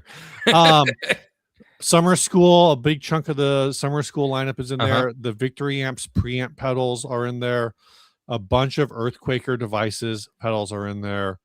Copper Sound, Death by Audio, and some Death by Audio stuff. So I think this is a decent list right now. And I don't know. I guess that's the whole list right now. I don't know how they come up with this list. I don't know how they decide what goes into here and what doesn't. Some of it, like some of these Copper Sounds, I know are discontinued. So maybe but then I don't think a lot of these other pedals are discontinued. So again, I don't really know how they get onto this. I think I don't either. I'm pretty sure talking to Mark, I think Mark sold those to them for the boxes. So, okay. So maybe there's just people that they work with. Yeah. I don't really know. And yeah, so that's that. You just you pay a thing and you get one of these pedals, and whatever happens. The premium box is $260, and that's got a bigger list of similar kind of things. So, but you could get a whammy 5 in there. A whammy. I mean, I already have the mono neon whammy, so I kind of don't need that. The Game Changer. In some ways, I almost think that this premium box is kind of worse because it has like utilities like the Trio Plus. Oh man, if I got a Trio Plus, I'd be so ticked. Out of this whole list, the Guitar Butler is like, didn't someone just get a Guitar Butler? I don't even know what that is. It's the Orange Amps. It's a preamp. Oh yeah, Mark Summer School. Oh okay, he got that one. Did he get it from this or he bought this box and got that. Which this is like a $500 pedal, I think. Yeah. It's $479. $479, right. So I mean that's a win. You got your I mean kind of. I'd put that on reverb so fast. But so this is where like I think the 270 box to me actually has less things in it I would be interested in getting because there's so many of these things that are it's got a few things I would love. Like none of the UA stuff is really interested to me. The Voltic, John from Voltic was in the chat earlier. The Voltic stuff is super cool. I'd be interested in that. I love that they mentioned the Dream 65 twice. Do they have double the number of those compared to everything else? I hope not.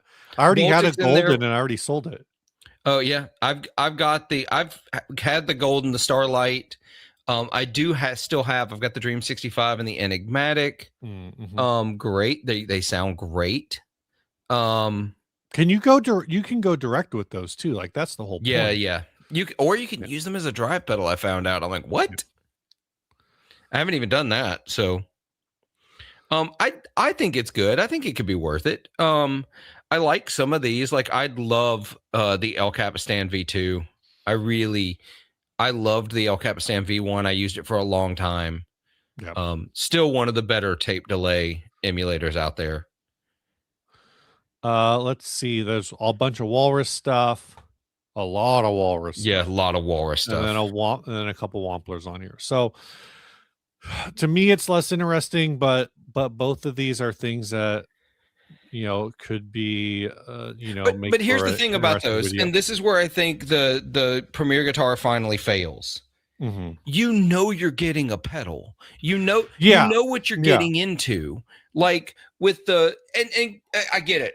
It's $50 or $45, whatever sure. it actually is. Yeah, but one year I got, hold on, they're still in a freaking drawer. One year I got these things. The Yeah, pedal like topper yeah. I get thing. those every year. Yeah, I got these.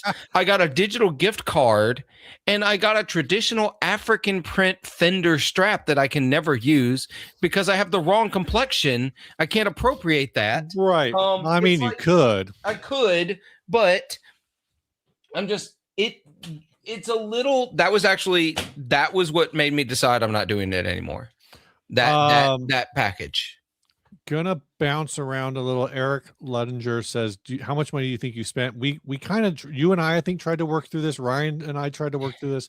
It's somewhere in the neighborhood of like $450, I think. Let me Like see if I still have 400. it. I did the math, and I accounted for inflation and everything. Yeah, yeah. I think with the inflation, I think we said it was like 8 years, and I think with inflation it was like four. And that's only counting, again, that's not counting the years I bought more than one. Yeah, because I because don't I'd think I have to still have it. look across multiple email addresses, but it's somewhere around 450, which is where, like, Ryan's like, oh, you could have bought like one nice thing with that. It's like, yeah, oh, if I save $45 a year for 10 years, I can buy one nice thing. Like, Right? No, that's not how economics work. um, Joey says, did you see the limited edition Red Witch pedals? I dropped off the Red Witch email list. I don't understand that company.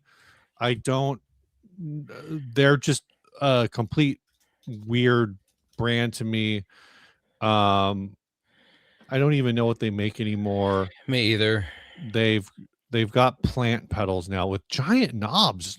Okay, we got to look at this. These knobs are cool. All right, if you're going to show it, I'll stop trying to look at their website because it's going slow. These Look at knobs are those. cool. The flower designs, I guess, are cool, but I don't. What is that? It's a Synthotron. What it? Oh my god! I don't know what it does. And JD says Steve used to be super rich, Steve, before he started buying mystery boxes. Now you're super middle class, Steve. Yeah. But I don't know. Are these the limited edition? These are six. This is Red Witch does so many limited edition runs, though. Yeah. There will only ever be 69 Cybelium made. Once they've sold out, that's it. So this is that pedal. And they're all different artworks, I guess. Yeah, like, okay. I'm gonna share something real quick, Steve. I want to overlap with this because this is the thing. Like, this is the I have the it's the DRV model, right? Like, constantly redoing limited graphic versions. Yes, Ian, hold on real quick, Ian. Because I made a video, I actually did not pay $45. I will have paid about $30 because I will write this off of my taxes. Yeah, absolutely. 100%. All right, share that screen. There we go. Here we go. So these are old limited edition runs. Yeah. First of all, these look rad. Are these the same pedals or are these different? Same pedals, because you can see it's the Glacio Fuzz, it's the Elios Pre. Okay, but these aren't the Cybeliums. No, this is a previous limited run, and so then as you go down, like, oh look, here's another limited run of finishes.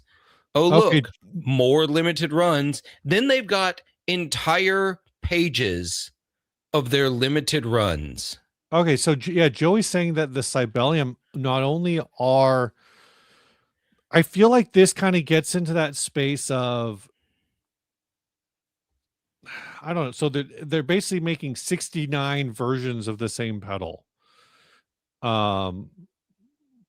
It's a Yeah. 20 poured 24 years of designing into the sound, look, and feel. I don't know. Red Witch is such a strange company to me. Yeah, they Um, are. They're just weird to me. I don't understand them. it feels like they've gone fully, like fully, like they have rebranded. They've rebranded since the time that I kind of like checked out on them for what it it's it worth. it feels like they're an art product and less a tool product now. Like I'm sure Um, they sound great. I don't even see the pedals that I used to see in like they used to have the ones where uh I forget what pedal it was, but I think it was around the time that a lot of people wrote Red Witch off because it was really obvious that they were like, Wait, these flower designs with the metal knobs, that's their standard look now? yeah, apparently. Weird. Because This is they used I, to have the ones that were like silhouette-y. Well, they used to have the ones that were like pretty plain. I thought they had these that obviously the Synthotrons an extreme version, but this Yeah. is the aesthetic I was used to with Yeah. them. So I think the flower thing is like their current new aesthetic. But what I was thinking of were those Seven Sisters pedals, Yeah. which were kind of like weird. I don't know if they were weird, but there was definitely like trying to push a sensuality with it, uh, like a silhouetted sensuality in their design. Yeah, I get that. Yeah, Good Music Good says they're more like Labubus. I like this idea though. That they said good music is good said before. It would be cool if the 69 different images made a flip book. Yeah, yeah. That would be rad. And again, I don't know. I don't know if I've ever even played a Red Witch pedal. Maybe a long time ago. I did. I just don't remember. Um, going back to the original topic here. Yeah, these don't seem like they're meant to be actually used. Yeah. I mean, these Apothecary series ones, I think you would use. The Yeah. question, the thing I that do think they look really good, by the way. I did this flower series. yeah, the thing that I want to know about this buy or borrow music, and they don't need me in my 2,000 view videos. Yeah. But what I want to know is, are they going to NAMM? And maybe this will transition us to our next topic. It will. I need to first like in it so I can close this window. I want to lodge a complaint. What do you think my complaint with this pedal, the form factor, not this individual pedal? The form factor. What is my problem with this pedal? Side jacks. I don't care about side jacks for audio. I don't know. Look where the power is. Oh, that it's on the below? The bottom side. Yeah. Garbage. Hate it. I hate it so much. You want top or at least above the jack? Yes, I want above the jacks. Yeah. Yeah, anyway. I've got a couple pedals like that. What I was going to say is I want to know if the buy or borrow music guys are going to NAMM. Yeah. And then I want to know, maybe can I get a discount on in exchange for video? Like, I'm not asking them to. I'm not Ryan. Right. You're not trying to get it free or to pay you. I mean, free would be sick. Yeah. Free would be sick. But, they already pay a ton because I only know about their stuff because of ads. Well, now it was originally ads, and then people started sending me like, oh, why don't you do this mystery box? So they're definitely paying for marketing. Yeah. I'm sure getting 2,000 impressions for $270 or $140 is probably way cheaper than what they pay for Instagram advertising. Yeah, maybe it's not. I don't know. I mean, I guess it's impressions versus click-through, but I don't know what all's in their boxes. I don't know if their boxes are fun. Yeah. I will say, like, there is something to be said for the Premier Guitar one. Like it's because even if you're cracking a $45 box open that has, in my case, I think it was like $57 worth of stuff in it. It's like 6 or 7 different items, or 6 or 7. Yeah. I did that on accident. I feel like that's just a very musical anyway, it doesn't matter. But it's got multiple items in it. So there is like a funness of like, oh, what's this? Oh, oh, 2 stickers. Let's look at the 2 stickers or whatever. And they're different. And so you're kind of like, even if it's all kind of things you don't really want, um, what's the concept here? Like, what am I trying to go with? Like, the Premier Guitar one, because it has multiple items in it, you have the fun of looking at multiple items. I I don't know if the Buyer Bar Music thing, like, is it just they're just sending you a pedal at random, so maybe it's less fun. yeah. Like, I don't know if there's any, like, even Sweetwater Candy, like, Sweetwater Candy is like that. The idea is that it's fun. Yeah. Um, I just give that to Kelly. But though, I think the idea with multiple things, here's the difference. Yeah, you pay more money with the Buy or Borrow Music, but I know that something I'm getting will be usable in some context whatsoever. Instead, I've got more stuff from the Premier Guitar mystery boxes I've done that are just piled in a closet or thrown away. Yeah. Like, it feels wasteful at some Yeah. point. yeah, It feels like they are giving you their garbage. that's exactly what it Which feels for like. what it's worth, I do that too. I think that is. But I want to click Mark DeBruyn's comment there, all the pedal graphics about, I think he's talking about Red Witch. yes. So Mark DeBruyn, their tarot card adjacent is the art style there with all the women. It's if you've ever seen tarot card art, Red Witch, tarot cards, that's the vibe they're going for. It's the vibe, but I think, when you first said like, oh, what do you think it is about the NVIDIA, the form factor here that I don't like, the first thing I thought was, you don't like this because at least these two and I don't know, maybe not as much these 3 up here. I don't know where these 3 land on the Rorschach, but the NVIDIA phaser and definitely this drive are very much vaginas. Yeah, well, they're reproductive systems. It's like the Merkin, Yeah. the Merkin fuzz back in the day. I see it. I totally see it. The Seven Sisters one were definitely more so that, like I said, it was like this mod sensuality pedal. But these ones, like, and for what it's worth, there was a pedal called the Velvet Fuzz. Do you remember that one? I do. Was that a Wampler? That was a Wampler, yeah. I don't, but it's not this graphic. I'm thinking of a different graphic, so maybe it's not the Velvet Fuzz I'm thinking of. But there's been various fuzz pedals that have basically had like Merkin art. Gotcha. Owner of Red Witch, by the way, also a writer for Premier Guitar. I think they just get pedal anyway. I don't know. So moving from, and I've said this before, one last thing on the mystery stocking thing. I think 1 year, I think I said this the last time we live streamed. 1 year Premier Guitar should send everybody a pedal. Oh man, that would break the system. Get Nuix, get Boss, get somebody. Everyone's guaranteed to get something. Everybody gets a DS1. That would everyone, the box of sad is a DS1 and a strap and an option. You could put a DS1 and a knob turner thing in there and still be under the price. No, you'd like a DS1's $70. Not at wholesale. It's not. No, well, that's fair. That's fair, but no one's counting wholesale when you're doing this. But it's for their purposes of creating it. Yes. Yeah. Anyway, Trevor Lawrence rushing touchdown. Oh my gosh, that's interesting. Oh, Steve is fantasy football's over, Steve. I'm in the ship, but I only have a 23% chance of winning. Oh, well, unless the Eagles go off, because like I was already supposed to lose. Like I was the underdog going in this week, even though I was first place in the regular season. I was the underdog going in this week with the guy who finished second, but had way more points than I did.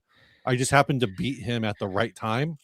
The Lions absolutely shitting the bed a couple days ago. put me in like no shot territory. Jameer Gibbs like might as well have not shown up. Right. Well, anyway, you're not like me where all of my players are doomed to tear an ACL. Yeah. Let's move on. Let's do some predictions. NAMM here at the end of the show. Well, let's talk about NAMM because it's we don't know. We may live stream one more time before NAMM. Timeline. If we stick to schedule, we would. What time? What day are you flying out?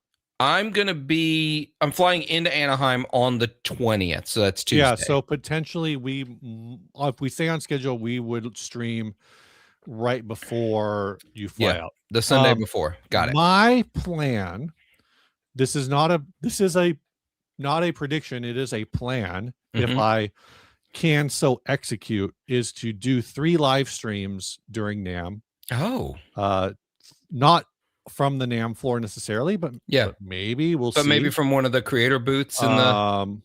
I could do that too. I could just do it from the floor. I mean, the Wi-Fi coverage inside the space is a lot better than it used to be. Yeah. I don't really know. I may just do it from the house. I may just do it from an Uber. But my goal is to live stream for at least 30 minutes a day. Mm-hmm. I think it's an interesting at the worst case, I think it's an interesting anthropological experience, because on day 1 it's like, hey guys, I'm at NAMM, but by day 3 so just to see the degradation of a human being over a 72-hour period. I think that's funny. It'll probably we could live stream from the taco party sponsored by Sweetwater. Oh yeah.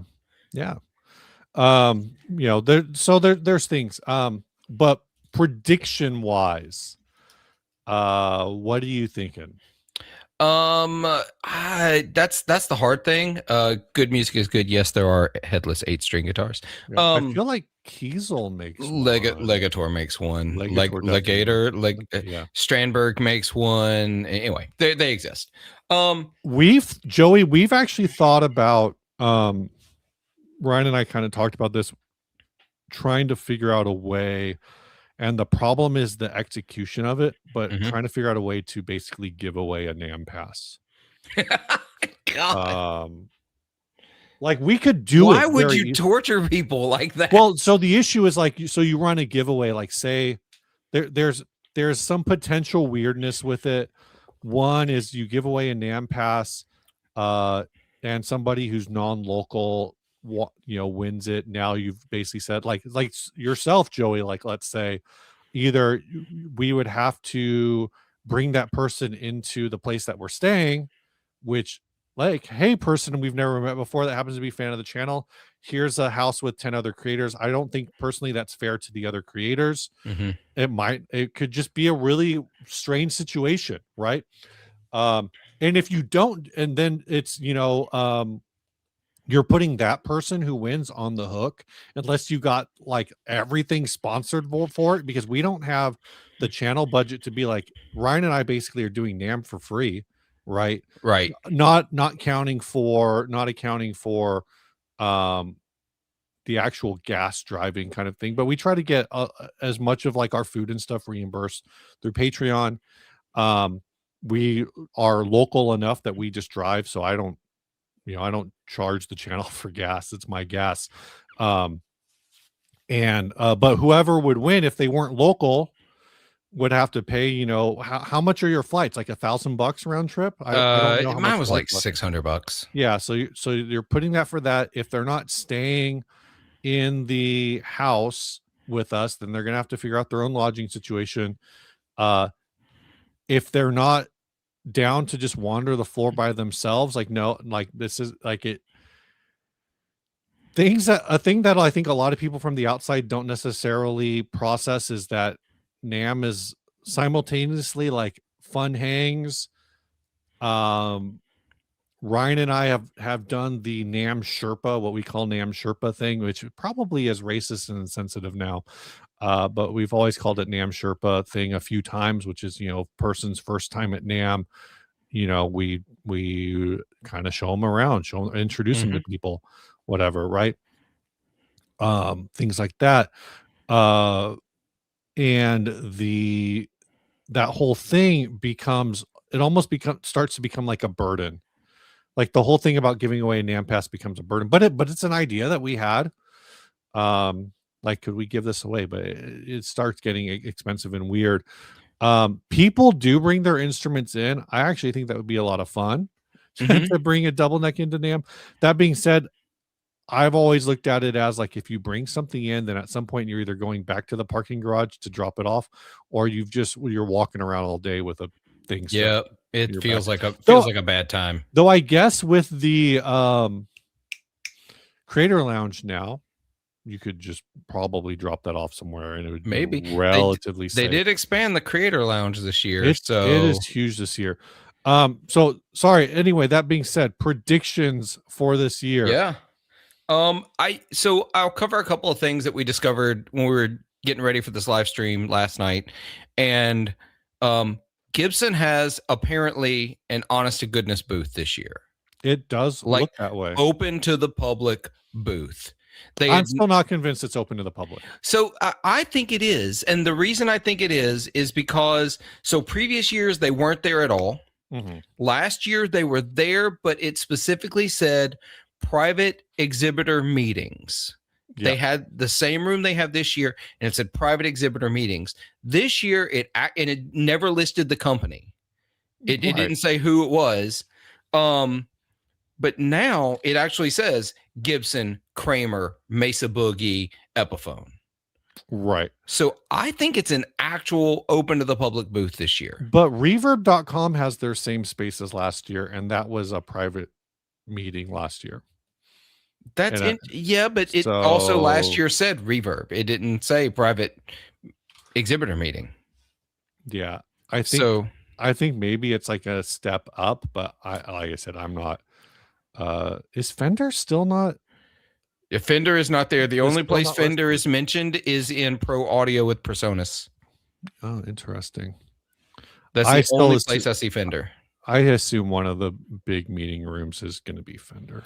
Almost certainly. Probably one of the big, possibly across the hall from the Creator Lounge. Is this the part of the show where we explore the NAMM map and look at the private spaces? John, I think you're a few minutes behind, but yeah, buy or borrow. We were just talking about like your stuff is one of the things I would love to win from there. Fern guitars, I've never. I know what you're talking about, the Modular Guitar Company. I don't think they've ever done NAMM. I've never seen them at NAMM. They're not coming up when I do a search. What room was Fender in last year? I think they were in the air. They were up from Fender, from Gibson. Because there's two private meeting rooms that I see. Yeah, on that same floor. Those might be Fender. The one next to PV is PRS because you can see the company information at Stevensville, Maryland. Oh, but on the other one there is no information. Yeah. That might be Fender, but I do love Fender had a huge room last year.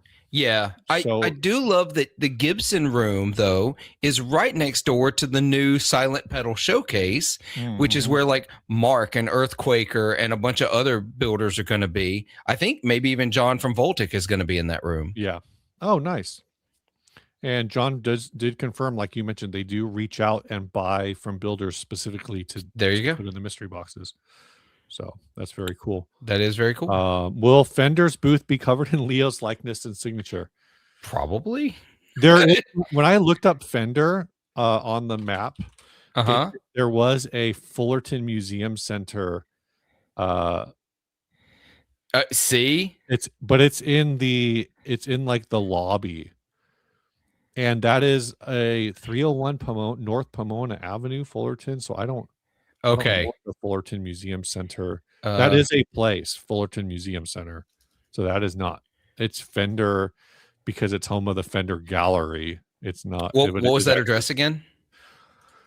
I Googled it and it went 301 North Pomona Avenue. Okay. I'm looking at it. It's part of the Fullerton Public Library. Yeah. That's wild. It's Brand yeah. says Fender will release a legacy line of reissues with Leo-centered marketing. It is the Fullerton Museum Center, home of the Leo Fender Gallery. Harold Glop says, will there be new products around NAMM, or is that a thing in the past? Somebody will release some new stuff, but I think we've left the NAMM release cycle behind. Yeah.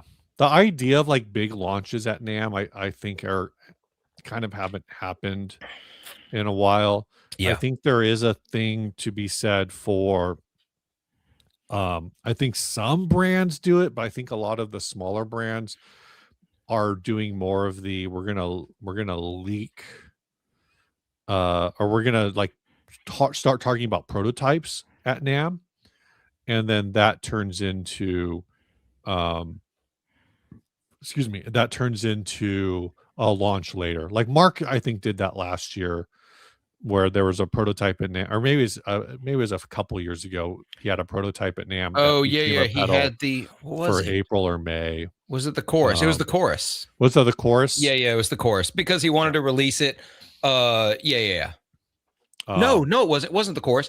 It was the Reverb because he wanted to release the Reverb on spring break because it's the spring break Reverb. I think that's more common now. I think a lot of the smaller brands are kind of understanding that for the cost of going to NAMM, unless you're looking for a retailer or whatever, you're kind of just better off. You got $3,000, you could probably hire at least 6 YouTubers, depending on who you're picking, to launch your pedal, rather than flying to NAMM to announce it and hope Premier Guitar, Premier Guitar's coverage of the booth gets you on the channel. Which, do people watch Premier Guitar's NAMM coverage? I don't even know. I don't. Someone must watch them, because I pretty much only watch their rig rundowns for what it's. That's all I want to see. That's it. I'm trying to get back to. I mean, their channel gets real mixed views anyway. Yeah, it does. It's 51,000, and then that 51,000 view video, which is the Jesus Lizard rig rundown, is sandwiched between a 5.6. That video has 51,000 views, and it's sandwiched between a 5.6K and an 8.1K video. Their NAMM stuff, I guess, Dan Electro got 12,000 views. XVive got 6.6. Sakalis AudioWorks got 3.9. So it's kind of just all over the map what their NAMM views are. Man, 3.2 thousand on an Ashdown bass rig. Whew. What is so some of these booths have what looks like a page turning icon.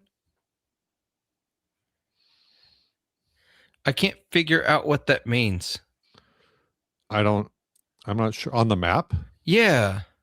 Give me an example. Novo Guitars. That's the one that's right in front of me, but there's a few others. Like Mighty Might has it. And yeah, I don't know what that means. What differentiates that from something else? I was looking. Pix has that too. Yeah. But I was going to mention Boutique Amps Distribution has a much bigger booth than I think they had last year. Where are they on the map? They are. Where did they go? Where are they in relation to Novo? Okay, That's what I got sent go south 2 blocks from Novo, and then go west 1. They're in 47. Okay, I see. Yeah. But like it's broken into 4 different segments. Yeah, that's interesting. Boutique Amps Distribution. So that's about the size that they used to have for what it's worth. I think these are 10 by 10s. So what's that? 30 by 20? Yeah, but that's definitely, I think, bigger than they had last year. I think last year they only had one side of this. Yeah. But yeah. Let's see. Yeah, MJD, but YouTubers are 10K per video. Yeah, Mark Broom wants to see the map. Show us the map. Fine. Let me see. Let me see if I can do it. I'm trying something here real quick. So let me Oh, you see want if to share your map? yeah, let me try this. I'm testing out my browser's new like multi-tab view in a single pane. I wanted to see how it would share it. It only shares it like this. I will not go full screen. Well, that's because that is full screen for me because I have both our live stream and the tab open at the same time so I can see chat. Yeah. So it's fine. We can work with this. Good Music Good says, was it last year that insufferable guy went around demanding a free guitar because he was a quote influencer? Yeah, It that was last year. Yeah, it was last year. And I didn't watch his interview with KDH. I don't know. So I don't know what his defense of. I did read the comments on that. So I opened the video. So KDH got my click. But then I just read the comments. I didn't actually watch the video just to see how people reacted to it. You know, my thought on that, because I did watch the original video. I get that it was supposed to be a joke. I understand that, but I think the way it came across was it was like such an inside baseball of a joke where yeah, when the people aren't necessarily in on it,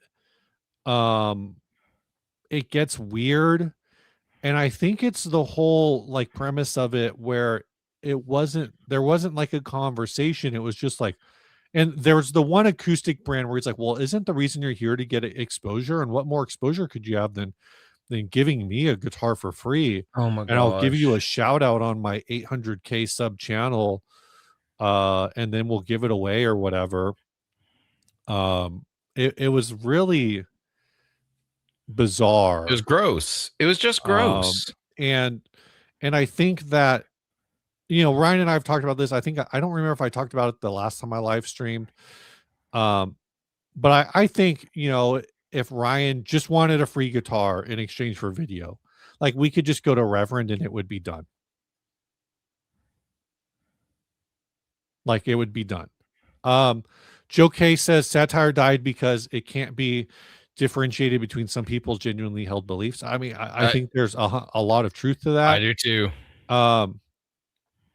And I think that part of that is in this case, like Brandon, I've seen Brandon on other social media, like on Threads. He posts a lot of like hot take stuff that feels like it should be a joke, but then when you call him out on it, he doubles down. Yeah.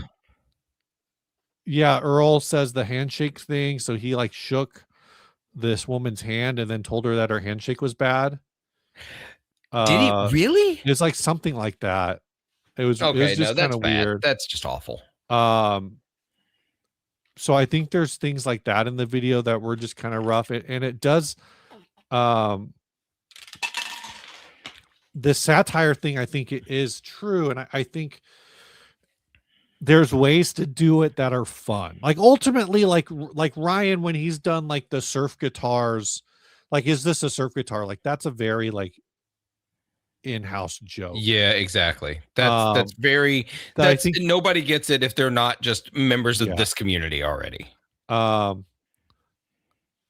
did not see this, so I didn't watch the whole video. Oh no, I did. Like, I think this was in the KDH one as well, that KDH calls him out that he talked to 2 different Asian women from the same company and he thought they were the same thing. Like Joey said, it doesn't, I think it both is and isn't a joke, but the problem is it's the kind of joke that the audience already thinks that's what happens. To this point, like I was saying, I think getting a free guitar at NAMM actually isn't hard.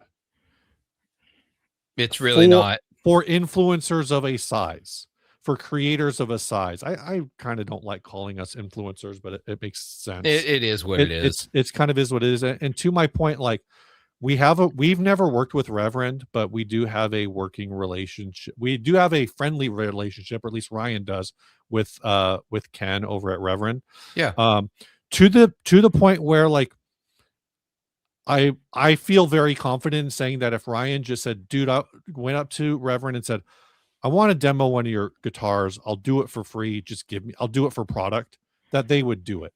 Yeah. Like it would be the most boring video ever because it could be a really good video actually, but the getting the free guitar part would be boring. The fun part would be Ryan and Ken talking because they're both great personalities. Exactly. Like that would be a fun conversation to get on video. RJ, if you watch this, take note. When Ryan goes to the Reverend booth, we should film it. But there's a MIDI association. I'm scared of them. They're smart. Joey, we found your people. Google says best thing I've heard about NAMM is people getting good deals when it's over because the companies get money and don't have to ship/haul it back. That is true. Yeah, that is true. In the last couple hours of NAMM, where there is a Dog Dick Dale says the surf guitar NAMM thing is probably my least. I mean, that's fair. I get it. It's chaotic and no comments. But this idea here, I think, honestly, like when Ryan got his gold Paisley Rev, that was probably half of it. 100%. They just did not want to ship it out. That saves them on a little bit on weight.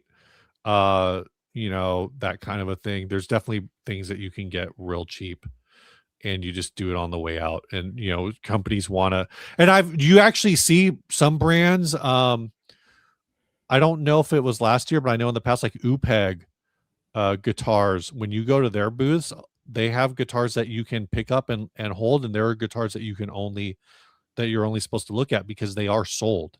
And they have a deal where if you are, well, I don't know about UPEG specifically, though I think they did this because I think this is how David Ishikawa got his, friend of the show, Timber Owls. But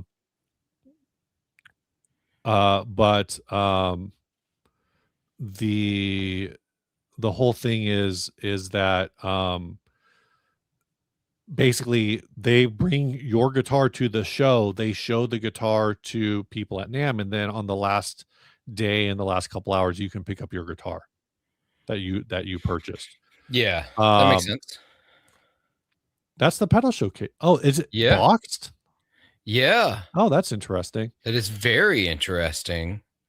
Let me ask I'm curious in this question, Dog Dick Dale, because RJ and I are talking a lot about what can we do differently with NAMM this year. Are you about to ask what I was going to ask? Let me do this real quick. Can't sell it if it gets nicked post show.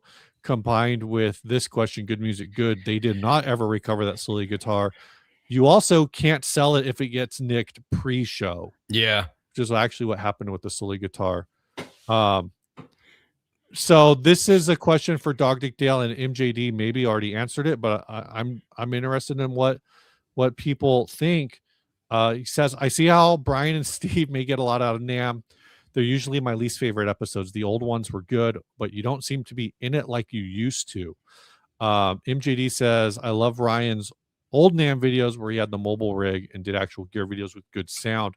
What kind of content, and it's not going to change anyone's mind, I'll be honest. But I am interested in that feedback. Like, what do people want? I think things like these old NAMM videos with the mobile rig, they kind of look, the pull behind the curtains, if it is at all much of a pull behind the curtain, is that this, in some ways, this kind of undermines the channel at this point to do this setup. Though Andy does it. Andy goes to NAMM with a very different intention than we do. Yep. To be honest. But yeah. Oh yeah, there was the other place. I forget what the name of the company was that had all their stuff stolen on the last day. Either. Okay, so yeah, this I understand this, Dog Dick Dale. Surf guitar spotting is a good example of taking something that you're super excited about and turning it into fluff, because it's not going into necessary. It's this is a surf guitar because single coil pickups and a tremolo, and then you just run to the next booth. Like there's no kind of in-depth sort of thing. There's not like a conversation about it. Andy Bimson, my favorite NAMM video was one where Paul Gilbert hijacked it and was just chatting about random stuff. This type of thing is actually something that RJ and I are talking about a lot. And Ryan's brought up, this might be more in line with the kind of content that gets made this year. That's what I'm hoping to do. Is I want to do way less gear content and way more people content. Yeah, that's what I want. I haven't really done a lot of NAMM content, quote unquote, in the back, but that's what I want to do. I want to talk to people and get I tried to create a little bit of it last year, but it was my first year trying to do it, and I ended up not getting it processed, and it didn't turn out as good as I hoped, so it didn't get out there. But this year, now that I've had that one trial run with it, and I'm gonna streamline the stuff I'm taking. Like I tried to take a full camera and like the whole 9 yards, right? I think I'm just gonna take my phone. And my phone and my Rode Go wireless units that I've got, and just run that directly into my phone for the audio and do people content. Right. Yeah, I agree with this take, MJD. I think early on it was definitely like, you know, it was the grind. I think the worst thing that we did I think the absolute worst NAMM we did was the year that we did the deli. Ryan was locked into the deli, and it wasn't necessarily that doing all the demos and hosting them all on our channel, those things in themselves were bad. It was the launching them, you know, kind of doing the Premier Guitar thing and launching 65 videos in like 4 days. That actually like killed the channel for like 3 months. Yeah. Like we got like we lost I think we actually lost subscribers, and it kind of took a while to bring back the NAMM. Yeah, don't seem like yourselves at NAMM. Yeah. So something that we're kind of trying to that we're talking about is trying to make more organic content this year. And the problem again is like trying to figure out what that organic content looks like. It's like Amanda says, like the people content, like who's killing the people content? It's capturing that stuff organically. Are you gonna say Emily? Yes, I'm gonna say Emily. Emily's killing it. I think our approach is gonna be like very organic. Like there's not gonna be a question thing. Yeah, that's what I want to do. No scripted questions. Just, hey, I just ran into you.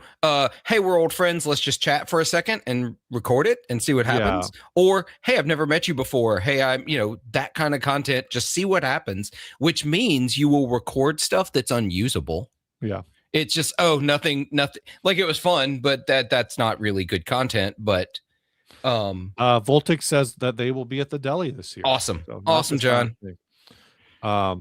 Roll into that place like an old friend who's home from college. Like that's a thing that RJ and I have talked about. Gonzo says all B-roll all the time. That is kind of the terrifying thing about it, is that's what I'm almost visualizing, is that at the end of this whole thing, RJ's going to have like 8 hours of B-roll to sort through. But maybe that's good. Maybe that creates more of a vlog style. It gives a lot more of a narrative. I've been encouraging RJ to, for this NAMM, and we'll see what happens, because one thing I will say is, to paraphrase Mike Tyson, everyone has a plan until they get punched in the mouth. Yep. And that is very much, that is the NAMM experience. You write down, a dozen, 2 dozen ideas that you maybe want to do before you go to NAMM, or you think of a bunch of different things in your head before you go to NAMM, and then you get your badge, and as soon as you hit the floor, no matter how prepared you are, it's really hard unless like when Ryan was doing the demo thing. And actually when Ryan was making those demos, the like you and JD, you mentioned like the tons of videos thing, he had a different badge. He didn't have a media badge. He had whatever the level above that is. I think it's like a Oh, demonstrator or an exhibitor badge. yeah, he may have that had an year. exhibitor badge that year. And so he was, and I forgot who we got that through. But he had a different badge that allowed him to go in at 7 a.m. Yeah, that's the exhibitor badge. So he was actually filming all of that stuff before NAMM was open, which is part of the reason the audio quality was so good. Yeah. You know, I think about this whole, like, one of the things I think about is that whole exhibitor lounge. I want to see more parking lot videos with Mel too. Yeah. Go The ahead. content creator space that they're making, right? Yeah. And as someone who does a podcast primarily, not demo videos, not, although as I've said for the last like 2-3 years, and I'm going to try to ramp that up. I have an idea. We've talked about it that I think will be a fun one. But the idea of the content creator lounge is, to me, that's so wild, because for someone who has a podcast, like, I'm going to meet people to try to get them on the podcast, you know, Yeah. or to talk about, you know, collect stories. The idea of both trying to meet people and then devote time in that lounge to record content as well, time's gone. Like, the day is gone. You're done. Like, you were able to get maybe 2 pieces of content that entire day, because down on the floor, scheduling with people, getting them up to the lounge, recording. Like, I love the idea that that space exists, but basically it's a coffee stop for me. But like, for what it's worth, Mhm. right? And I think this is maybe the part of the thing. I know we've had brands reach out to us in the past saying, "Hey, you're going to be at the show. Would love to meet and chat." I think one of the things, I think there is probably a way to reach out and to brands and say, "Hey, I see you're going to be at NAMM. I'm going to be at NAMM. Can we do like a sit down?" Now, for you doing long form podcast, yeah, that's going to be like tougher, because you're going to be, you know, trying to get 45 minutes or an hour or something with somebody. That's going to be more difficult. But, you know, doing like what Ryan, and I'm thinking of like Ryan and Blake with Paul Reed Smith, where it's like a 10-minute, 15-minute conversation, I think is more doable for like a lot of these brands. But then I understand what you're saying. Like, if you're gonna do that format in the creator space, it's almost like you got a dedicated day and you have to schedule out these things ahead of time. Yeah, exactly. As much as possible. And incidentally, really, it just reminded me I need to get the NAMM app so that I can log in and start communicating with some of these vendors. But yeah, so, but then also I want to add though, like, the additionally difficult is that there's the tangential events. So it's not, at least for me, I don't want to spend the entire time at the NAMM show.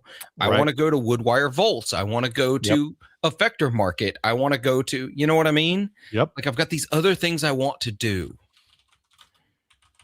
And so I'm effectively, I'm already looking at it. I'm going to have one day on the NAMM floor this year. Right. Maybe Saturday afternoon as they're closing up. You know what I mean? After the Effector Market. Because I know that there are so many brands and so much going on at Woodwire Volt that I want to spend an entire day there. Right. Well, you know, I will say, what is it? The first day is reserved for people with NAMM badges. So yeah, so that's probably what's going to happen. It's going to be, for me, it'll be a kind of a blitz. I'll drop my kid off at school at 8:30. I got a haircut 2 weeks ago, so I will not be doing my NAMM haircut this year. I'm just going to go straight to the. I've got to get a haircut to the show. Well, but presumably you'll get it in Mississippi. Yeah. I won't get it in Cali. My hairstylist has the salon she works at is in Orange. Oh, okay. So for the past few years, I will drop my kid off at school and then drive to her salon and get a haircut, and then go to NAMM.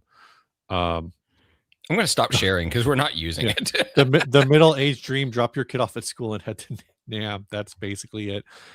So this year, yeah, there are a lot of podcasts, Jessica. But I think so I'll be on the floor a little earlier. Let's see, if I drop her off, I'll probably be actually on the floor at like 11 instead of usually I don't get there until like the afternoon on the first day. But then that's kind of like this rough thing. It's where I'm gonna pay for parking for a day and Yeah. then only use it for like 2 or 3 hours, and then potentially be driving back there in the evening if there's any events on site on Thursday, which I don't know. Or you could just drive to the house and Uber from there. Yeah, I could. Uber is Since I'm probably cheaper than the since I'm- parking. Yeah, and since I'm getting there earlier in the day, maybe that's Yeah. that could be the play. I'm We'll still see. trying to decide if I'm renting a car or not.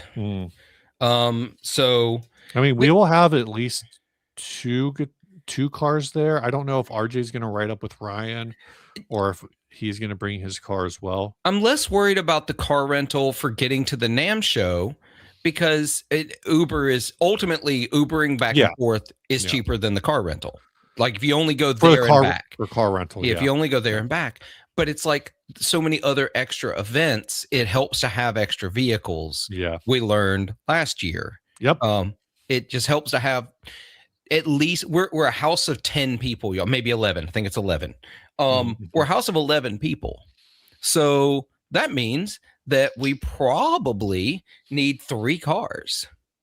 And so sorry, I'm dropping things all over the place here. It's all of these internal like wrangling, and it's not like we all have to all be at the same place at any given time, but Yep. it is a lot of managing of time and people and space. It is exhausting. Yep. Seattle. Amanda says she's watching football, and I see that Seattle is having a very slow start, which is improving my odds in my fantasy championship. I'm up to a 42% win percentage. Y'all, when we go 20s, when we go to fantasy football, that means we're just about done. Stephon Diggs, what man, he is blowing up right now. 6 receptions, 101 yards, and a touchdown already. Ooh. Patriots are up 35-3 over the Jets. George Kittle's dead, so I'm not too happy with the 49ers He's now. not actually dead, for the record. He's not actually dead. Fantasy dead. I'm trying to remember which email. That's the only dead that matters, right, for me. Gosh. No, I don't as far as new things being launched at NAMM, I have no idea. Boss feels like it kind of has something. Brigitte Bardot is actually dead, not fantasy dead, but reality dead. Fuck Google. The Niners don't play until this afternoon, or do they play tomorrow?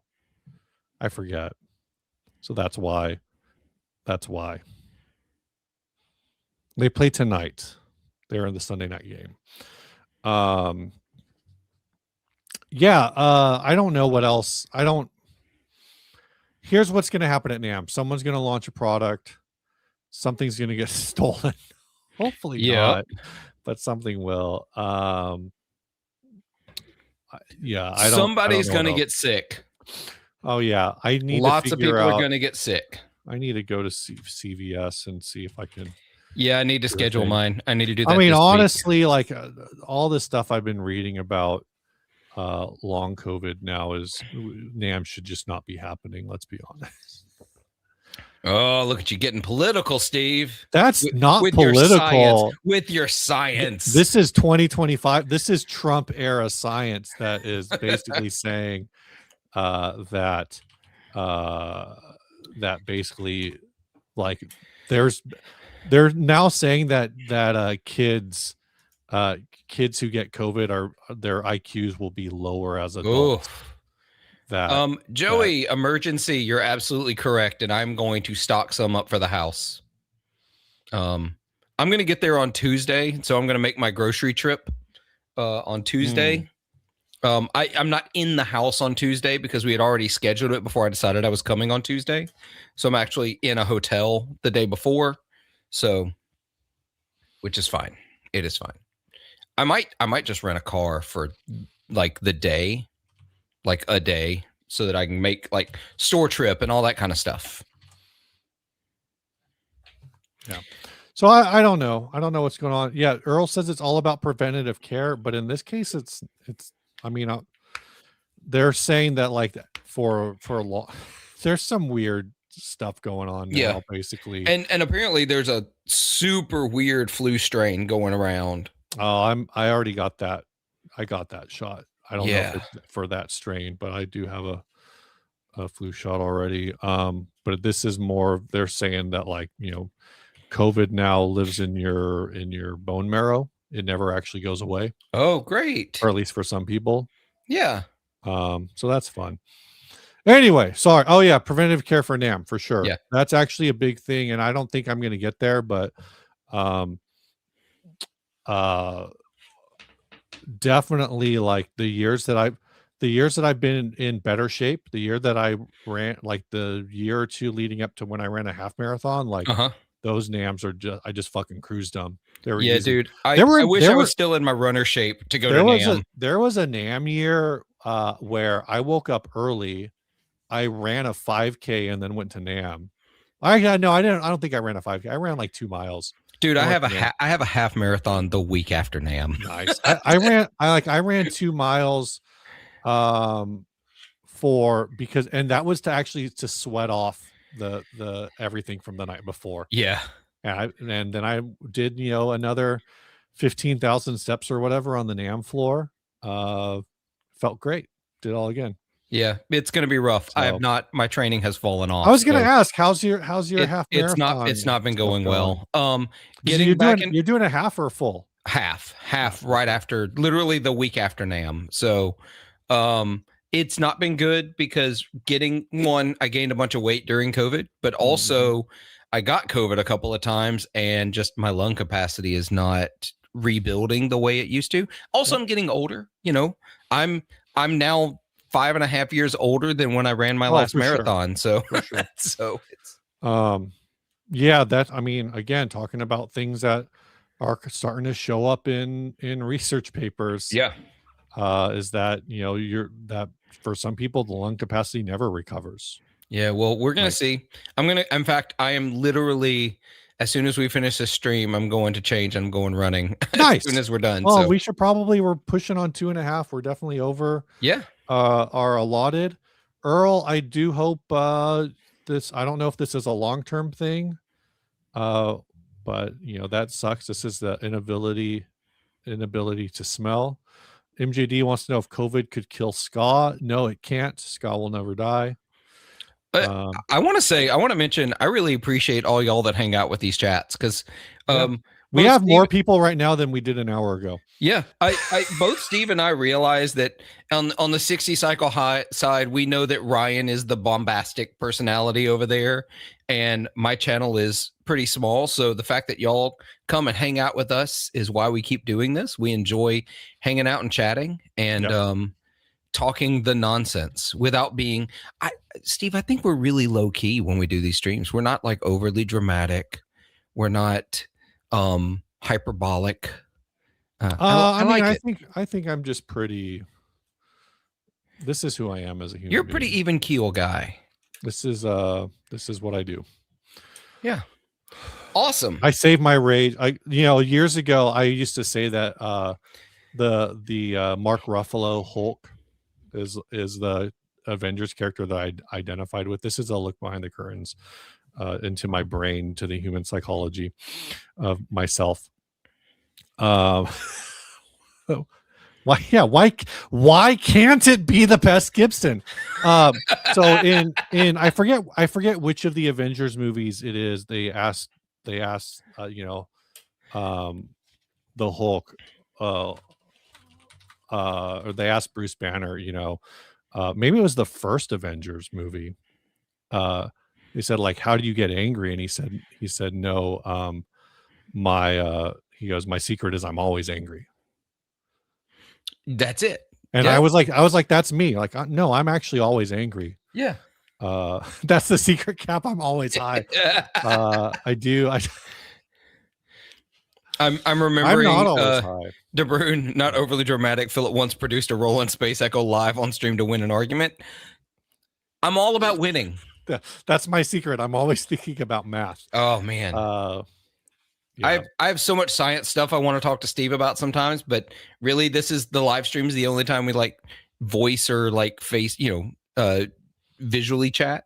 So I'm not texting science stuff to Steve. I mean, you can text it. We should just do science stream. You want to do dude, let's do a science heavy stream where you explain things I don't fully understand. I mean, but what if I can't? No, I don't know. I don't know. But it'd be fun. It'd be fun to just explore.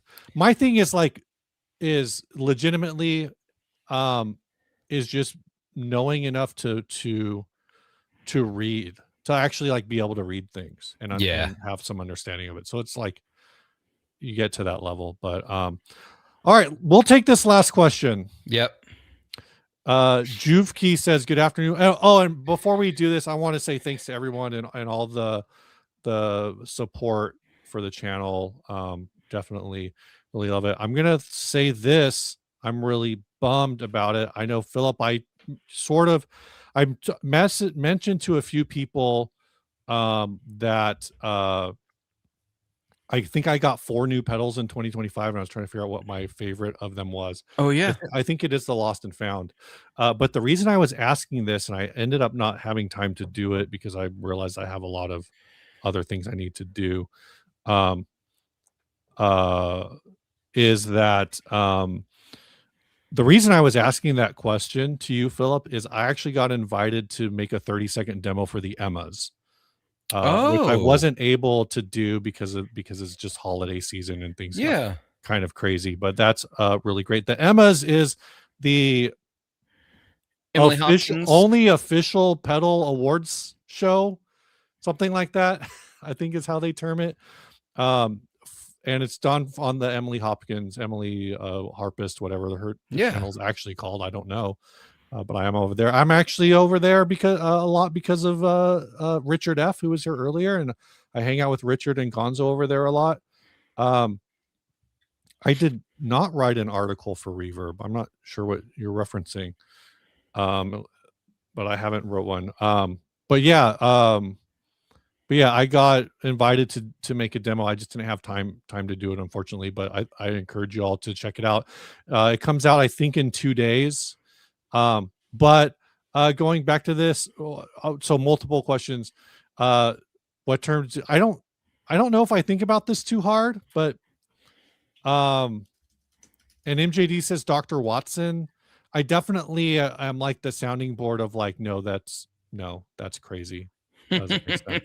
There's definitely a lot of that. But going back to this question to wrap it up. Good afternoon, boys. Got any advice on starting a band? I do like Joey's answer of don't start a band. Yeah, don't do it. But the other thing, as I would say, is if you can find people who are local to you that you already know, that you are down, like basically don't start a band with anybody that you wouldn't want to share a meal with. That would be my advice. If you can't like hang out afterwards to share a meal, eat a burrito, drink a beer, whatever that is for you, then you probably just don't want to be in a band with that person. That's it. Also, starting a band, you need to be where other musicians are. Yep. That's it. And Juvki, no, this is not my main job. Your town's Facebook shitpost group is a good. I mean, that's very possible. Yeah. My town's got a couple of them, but that's it. Thanks everybody for hanging out. It's been a fun 2 hours, 38 minutes, and a few seconds. That's it. Philip, say bye. Bye.